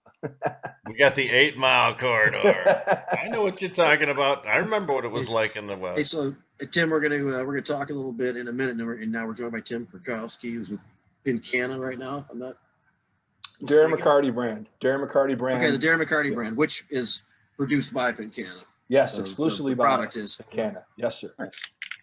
Quite awesome, and also Paul. I'm not sure if you've met Tim before, but you're fellow bass players. Tim was a bass player in Sponge for about 10 years. Yes, sir. Oh, no kidding. Yes, sir. Very interested in politics too, so this will be a good part of this discussion. It's something that Debra brought up earlier, is something that I want to talk to you about. But also we have Matt here too, and I kind of want to get back on his thoughts on the election. And Matt sings like Adele, so I mean that's a big match. He's just so good. So Matt, general thoughts on the election? Are you happy with it? Is it just okay? Is it bad? And any concerns about these lawsuits that are challenging the legitimacy of the? Okay. I'm not too concerned about the lawsuits. I think that'll blow over. I think it's probably good that it took a while to really see for sure that Biden won, because it kind of simmered everybody's attitude off a little bit. If it happened Tuesday night, there would have been a lot of extreme hostility. I think it's kind of like the stages of dying for some people. They go through that, and been there, but I'm fairly satisfied. I mean, it would have been nice to see a real clean sweep of the Senate, the U.S. Senate. There were, Mitch McConnell still got to go, and Lindsey Graham, and Susan Collins held on without much problem, even after all the aggravation everybody gave her. So I was a little disappointed in the, without insulting people who voted for Trump, I was just a little disappointed in the general intelligence of the American people as a whole. And, I thought we were all better than that, really half the people thought somebody who, encouraged violence was okay. I don't get that. So, but all in all, and Gary Peters hung on, and I think that's a good thing. He hasn't been a huge friend of the marijuana movement, but he hasn't been an enemy either. I think Stabenow is the one who needs to be more persuaded, and she's on the agriculture committee. So we've had long enough to enjoy the fruits of our labors here in Michigan. And it's time, I think, to get on to the next step nationally. I mean, there are 5 more states that just legalized some form of it this last election, but there aren't going to be too many more that can be done by initiative. So I'm hopeful that it's going to come down a lot to these Senate races in Georgia. I mean, if Biden can win Georgia, then the Democrats could win those Senate races, and maybe some of the Republicans will be deflated a loss, and all they ever cared about was Trump, and the Senate's a little more remote for them to care about it, unless Trump comes out and really, pounds the pavement for the Republicans to keep the Senate. Do any of you think that's likely? I mean, I don't think that's real likely. That what's in it for him, right? And but the difference is in Georgia, just like we saw in Senate races across the country, a lot of people voted against Trump, but voted for their Republican local senator. That's number one. Number two, if you look at those, they were there anyway, but are they going to go out for him? Well, that's the question. But the other thing is, if you look at how the one Senate candidate won in a 4-way race with a plurality of the vote, but not anywhere near 30-something%. So if he's got a head-to-head against the incumbent Republican, then it's not. I don't know if he's going to be. He's going to beat her. And then Ossoff already lost once. Ossoff lost once. He didn't lose by much, but he still lost against the same guy he's going to be up against. And I think that based on history, Republicans tend to show up in non-presidential elections a lot more than Democrats do. So this, I'm not saying we can't win, but it's not a foregone conclusion that we're going to win. If I was going to lay money, I think I'd lay it the other way. But what is not different is that there's recently about 200,000 voters who haven't really been participating over the years that have been helped to the polls by Stacey Abrams and other efforts around the state, and they showed up now, and that's one of the reasons why it's in the situation it is. So maybe that's. And I hope you're right. And I hope that I'm wrong, and I'm hopeful that we take both of those seats.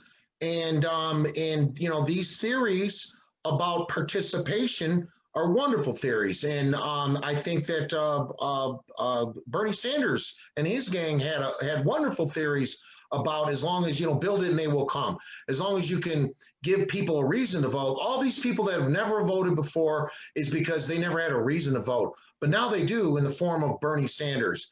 And what happened was they finally learned the lesson that I learned a long time ago, is the people that never vote, they don't vote because they don't know, and they don't know because they don't care. And there's a whole, and generally speaking, the only thing that really surprised me, well, there was several surprises, but the biggest surprise, and I think, Matt, you alluded to this, how many Trump supporters came out and voted for his ass. In 2016, 62 million people voted for him. This time it's over 70 million and counting. Okay, and it's still growing. So he had, let's say it's going to end up being 10 million more people ended up voting for him than voted for him 4 years ago. To me, that's just like a shock. Republicans usually don't surge, they just show up. So the people that really came out of the woodwork, to my surprise this time, were Republican supporters. And 4 years ago, they voted for him because they thought he was like them. Now, November 3rd, they came out because that was their way of saying that they're like him. He's not like them anymore. They're like him. So, well put, Rick. Well put. January election, we'll see. Well put. Well put. And that actually, let me bring this up too, because Rick, you touch on this, and this is part of the issue, is that what do you do now with those 70 million people, right? Because the fear is they're going to show back up in 4 years, and who knows what the hell they're going to pick at that point. And a lot of the logic, I'm a history nerd, and this way was spoken to me. I read a few articles that said you have to treat the Trump supporters like Germany after World War II, not after World War I. Because if you treat them like after World War I, where you isolate them, you take everything from them, you essentially castrate them and cast them out, that anger and resentment will turn into what resulted in World War II. And after World War II, the Germans were brought in as allies. Everybody came in and said, hey, we're going to help rebuild. Hey, we're going to take all your smart people to our country. We're going to give you a whole bunch of industry. We're going to kind of get you back on track and get you back right, because we realized that it wasn't just all you.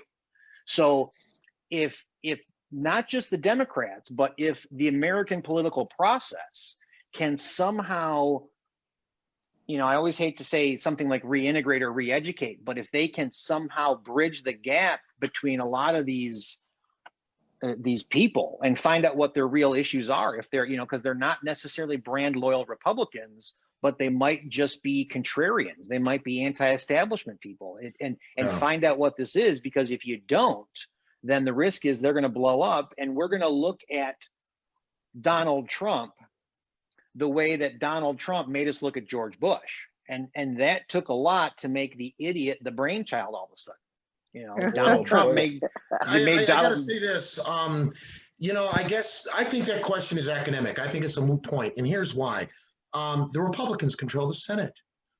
We didn't flip one single state legislature. So in order for us to be magnanimous in victory, we would have had to had just a little bit more of a victory than we in fact had. Mitch McConnell's still going to be in a position to block our legislation and block our judicial appointments, and we're not going to be in a position to run roughshod over them. Most of these Democratic governors still have Republican legislatures in both houses. So ask me that question after we've won everything, after we've got like an FDR situation going on. Then that question might actually have some relevance to today, because it doesn't right now. Well, I think you also have to look at the fairness factor too, because the other side doesn't play fair. The other side plays dirty and mean and wicked, and you can expect 4 years of they stole it, 4 years of you don't deserve it, 4 years of you're not my president, 4 years of the most horrible rhetoric. They'll bring up all the terrible Hunter stuff, and it'll linger on like they're going to go after Benghazi, like Benghazi. Well, absolutely. Their hypocrisy knows no bounds. So this is one of the things I kind of wanted to talk to Tim about, actually, because I've seen Tim post some views about some long-term kind of Trump and family kind of support in a dynasty kind of a way. And I know that you've looked at it like that before, Tim. Do you still see 70 plus million people voted for him? There's some ongoing support for this type of thing. Yeah, thank you so much for having me on. It's an honor to be here with all you guys, men and women, heavy hitters. It's really an honor to be here. We are a country that just got a really weak C-. You know, we barely got in the C's. You can't disregard 70+ million people. Like, what in the world do we do? What the fuck do we do with 73 million people that said, that's my guy? That guy, not that fucking party, they don't care about that. That guy is my guy.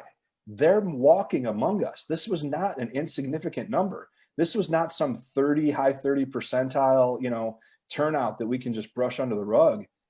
Dude, he gained. He picked up steam. Thank God the good guy was able to, pull it over. Thankfully, we were able to put him over. But I'm terrified. Like, who am I driving behind? Who am I walking behind in the grocery store? Members of your own family too. That's the shocking thing. Who am I sitting at my kitchen table with? Yeah. What the hell? Yeah. Yeah. So the thinking has been like the concern of everybody when we've been talking about this. Like, what are these people thinking? How can you relate to my that? fear is that this boils down to something physiological. I think we may have found the personality equivalent of the blue and black dress versus the white and gold dress. I feel this may actually be a biophysical litmus test that we've stumbled upon. Well, if I can interject real quick, the majority, if you walk into an establishment that's full of white folk, and you can automatically assume that the majority of those people in that room voted for Donald Trump, because that's just a fact. So that just blows my mind that there was that many people dealing in illogic. But yeah, to your point about the physiology, it's proven fact that a significant portion of human beings, we're not even talking about a country here, we're talking about just human beings, are turned on by the strongman autocrat demagogue. They want a dictatorship.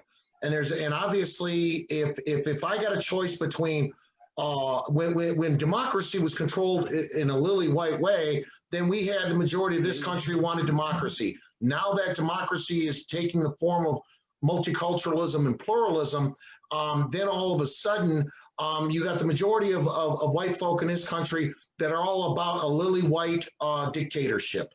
And that scares the shit out of me. Yeah. We're so divided. Like we have so many data points to show our division. Like we are bare. The data points are bare. The sunlight, the Trump campaign is talking about shining sunlight. We are exposed, brothers and sisters. We are exposed. And this election only further exposed how divided we are. And I mean, to be frank, to hear people talking about sides and us and we and the brilliant gentleman, talking about the Georgia runoffs. I'm so sorry we've never met. I don't know your first name. I'm Rick. Rick, yeah, but goddamn, talking about the citizenry in that way, like we got to turn that down. Like we got to turn that down. We got to get away from us and them. This us you and them. You think the cat's already out of the bag? That society has just gone so far in that type of direction. There's no turning back. That's what I'm feeling. Uncles. It's all drunk uncle. It's all those goddamn Democrats, and all this stuff.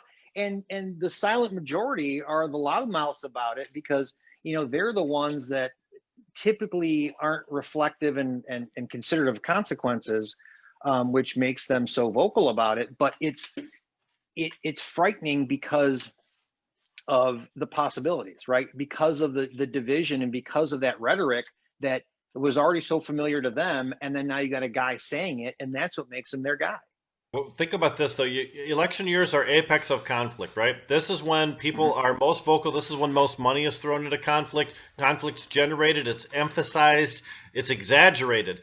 And now the question becomes on our downhill slope: is it a slow, gradual downhill slope? Do we continue to escalate for a while, or do we go back in a much more progressive way and stop the escalation right away? So that's the us versus them. This is the us versus them. This is just us, right? Yeah. Well, I mean, it's kind of hard to not have an us and them attitude, in my opinion, when half the Republicans believe that Democrats are cannibalistic pedophiles. When my sister's husband, my brother-in-law, looked me in the face in his kitchen and said, "I believe progressives are evil." They've drawn that. They're the ones that brought us here. And it's funny when we react back, then they're like, "Oh, I can't believe that the civility of discourse has deteriorated to this point." It's like, "Oh, really? Wonder who started that?" And you evoke a reaction in someone, and then you're shocked at the reaction that you evoked. I mean, and again, like I was starting to say earlier, their hypocrisy knows no bounds. You had the 8 years that Obama was president. All you heard about was they called him everything but a space alien.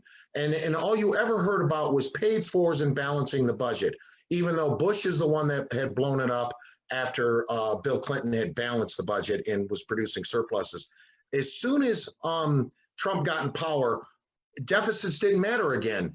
And they proceeded to blow up the deficit again. Now, I guarantee you, when Joe Biden takes power, all you're going to hear for the next 4 to 8 years or more, as long as there's a Democrat president, all you're going to hear about from the Republicans, a constant refrain of balance the budget, pay fors.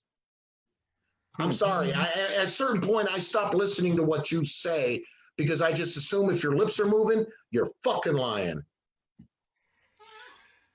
That's what I was talking about earlier. That's what people believe. They don't necessarily, believe that YouTube crazy doctor. They just disbelieve everything. Yeah. They've been taught to do that. Amen. Nobody voted for Trump. Nobody supports Trump. Nobody. No human walking this earth supports Trump. They're addicted to the way he makes people they don't agree with feel. Mm-hmm. Yeah. He inflames the left. If you look at Hollywood, something about Hollywood and writing and just media in general, like things that are popular are really sometimes really stupid. And Hollywood was known to write to the lowest common denominator of intelligence out there to get things really good. Like, I mean, I can put up a show right now, Married with Children, is a show that when I've watched it, I'm like, how can this be the #1 rated show in America? Reinforced every stereotype. But Albert was captivating to all walks of life, from top to bottom, and that's what we're part of. That's our country. Bread and circus, brother. Bread and circus. But I mean, that's part of our country. That's part of our families. That's part of like our street corner and where we're walking. We have to find a way to get along. I mean, that's for sure. Or we have to find a way to split us apart. I mean, one or the other. Politics became our entertainment for a long time, and it needs to not be that anymore. Jamie? Correct. Yeah, we are, this has been a great discussion, and we're kind of coming down the home stretch now for this. I want to make sure anybody can get in anything else that they need to.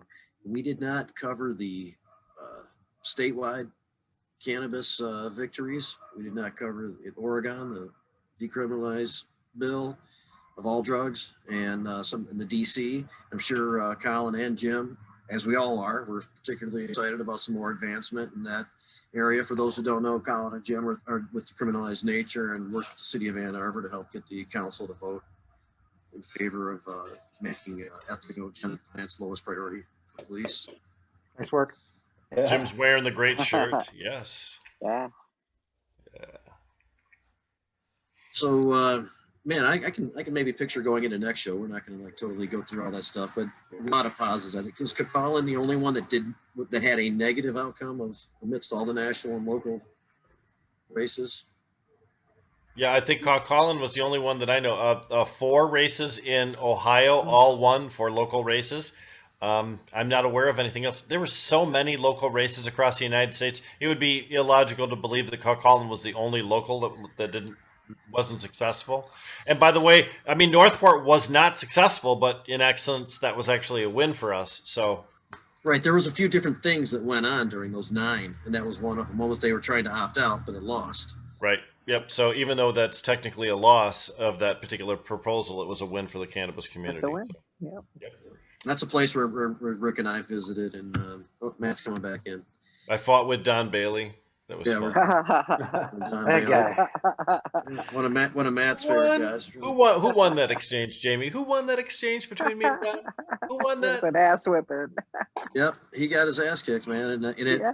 I think the What? attitude on the council even changed. I dropped off there for a second. Did I miss something? In Northport, last year, Jamie and I attended a Don council Bailey. meeting and had a little sparring session with Don Bailey, and I sort of made him look bad, really bad. And the council Okay. turned in our Council favor. passed everything, yeah. Voted yes on every proposal we asked them to. So it was pretty. Matt, awesome. at any of the 9 local things that took place, do you know of any other Right. bad outcome besides Colin? Are you familiar with any other loss? I'm not. Rick, Matt, anybody from these local races? That might be it. And that was the one thing that's different. A lot of these other ones were chosen. Like I know that the ones that Sam were involved in, that was like a third of them, were based on the local community passing the MRTMA by a decent margin. That's why they targeted them, thinking that there's an indication of support for that there. All of the 6 that passed or 7 that passed fought favorably for us. All of them were essentially forcing communities to accept different levels of cannabis businesses. In some cases, it just upped the current accepted levels. In some cases, it forced them to take on instead of. And with Colin Township, they had asked for an unlimited number of cannabis facilities within the township itself, which was unusual. Now, we all know that would be limited by zoning restrictions itself, but that's kind of an unpalatable program to offer to the community. So although Colin failed, it wasn't really a surprise to me that it did. It sounds like they take away local control when they say unlimited. People feel that. That's know? When the corporate lawyers come in and try and communicate with a city, that's what they want. No limits, everything for us, right? And then the city says no. When we come in, we say, what are you comfortable with? Yeah. I like that. Yeah, that's how you're supposed to do it. I know. But the world has changed now, Rick. Remember, it's grab them by the whatever. I know. But still, it works for a while. Smooth and silky does the trick, baby. Yeah, I agree. No, I totally agree. Hey, so is there anything about the election or anything else about anything? Anybody else to add before we start? Go I ahead, want to Tim. raise an issue, which is go ahead. the Oh, I'm sorry, Matt. legislature has 9 scheduled days of session left. So the first 3 weeks in December, Tuesday, Wednesday, Thursday. So that's going to be the lame duck.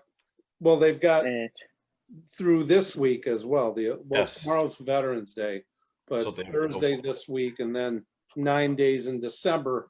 We need to be vigilant that they don't try to ram through this version 7 of the draft 7 of the combination medical and rec licensing law.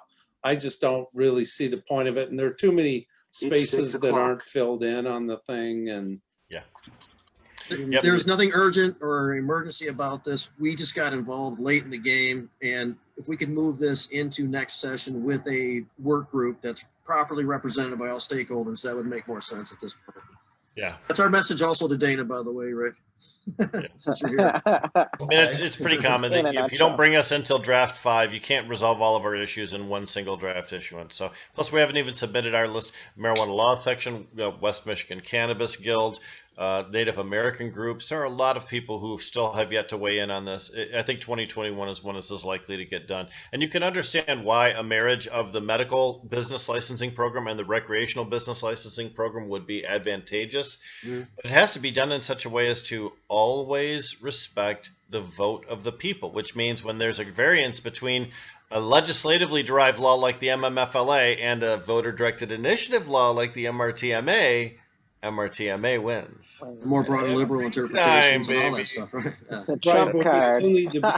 We have to make sure that's the case. And the way it's going now, we can't be positive. That's why Matt says be vigilant, right, Matt?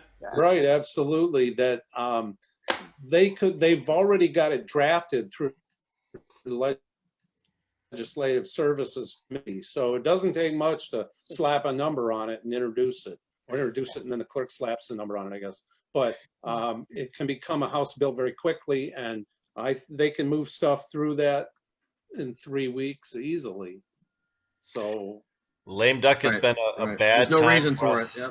in the past. 2012. Yep. and then they'll say that they Sneaky did consult bastards. with us. I mean, just because we weren't satisfied with the amount of time we had to work it over doesn't mean they won't spin that to say, well.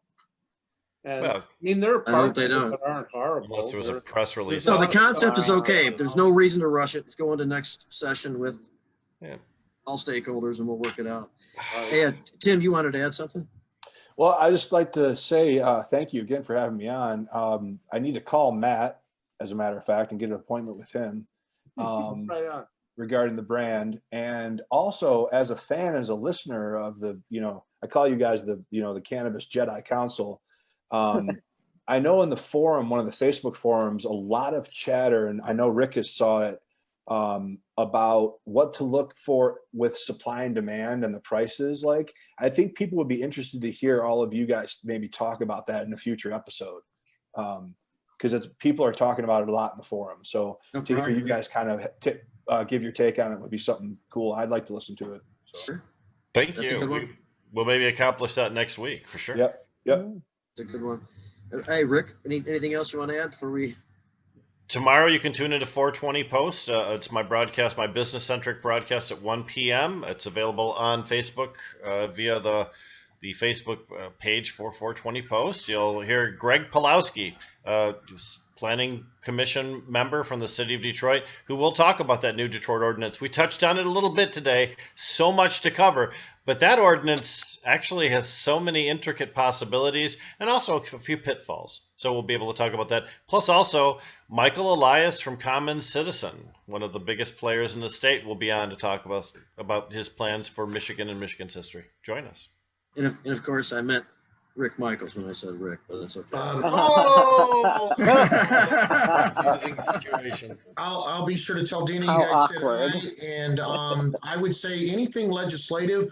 I'm the political director. The legislative guy is David Kinesic. So if there's stuff that you want to communicate directly to Dana in reference to legislation, David Kinesic is the man. All right. Cool. Thank you. Appreciate it. Hey, Jim, Paul, I'm sorry. Paul, anything you want to add before we? I guess some final thoughts on that. Picking up what Tim said is that it's true, right? You got to remember that there are a ton of Trump supporters out there that believe in absolutely everything that he does, and it has very little to do sometimes with the Republican Party. But something more interesting locally is we had one of the proposals was that passed, thank God, was whether or not you should have a warrant to search someone's electronic information. And 500,000 people voted against that. So 500,000 people in Michigan said, no, you don't need a warrant to search people's electronic information. Just take it. Go ahead. Go for it.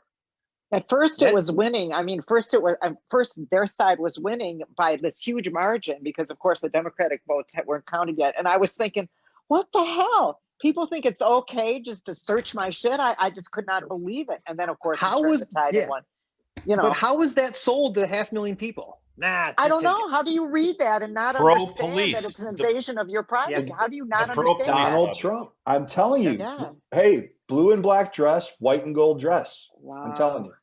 It's like right Yeah. brain, left brain, you know? You know, we talked a little bit about what to do with the Trump supporters. The fact is, Trump supporters are all Americans. And what we do with them is we respect them as much as we can. And as long as their behavior warrants respect. Oh my God. That was I Rick's haven't seen point much. earlier that sometimes the behavior doesn't warrant. Yeah. Right. I mean, that I would say that goes without saying because we that's always true because they walk among us. Like I got family members and colleagues and stuff like that. That it's just a situation that we just respectfully don't talk about. And if some things come up, we drop some barbs and move on. But that's got to get kind of back to normal because we also kind of have to get back to, I don't want to say a little bit of ignorance is bliss, right? I think this last 4 years really showed us that, they showed us how the sausage is being made, and everybody thinks they're a part of it now. Everybody thinks they're smart enough for politics. And I'm surprised we didn't see Donald Trump's sausage at once during this last. I bet you there is. There's It's still time. described. I know it's out there. There's still I time. know it's out there. The Russians will Army have one. described it. Yeah, I know. On that note, I'm going to say good evening. All right. Thanks, Matt. I know how to stop a Thanks, show. guys. Yes. Thanks, Matt. We'll, Hey, we'll talk soon, guys. hey, Jim. Yeah. Anything you'd like to leave us with? No, take care, everybody. Good to see you. Appreciate it. Deb? Thanks, guys.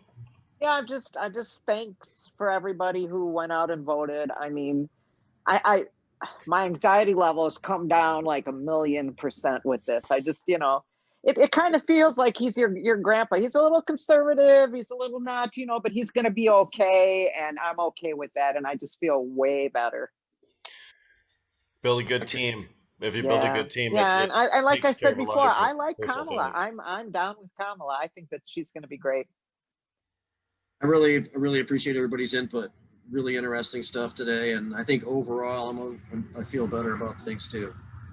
So thanks everybody for participating. Jazz Cabbage Cafe. Continue the discussion next week. Thanks for having me on, Jamie. Appreciate it. Oh, All right. no problem. job, Appreciate Rick. seeing you Good guys. job, Tim. Thank you. Thanks a lot, Thank Tim. you, everybody. Thanks a lot, Tim. Seeing See you you guys. Bye. Bye.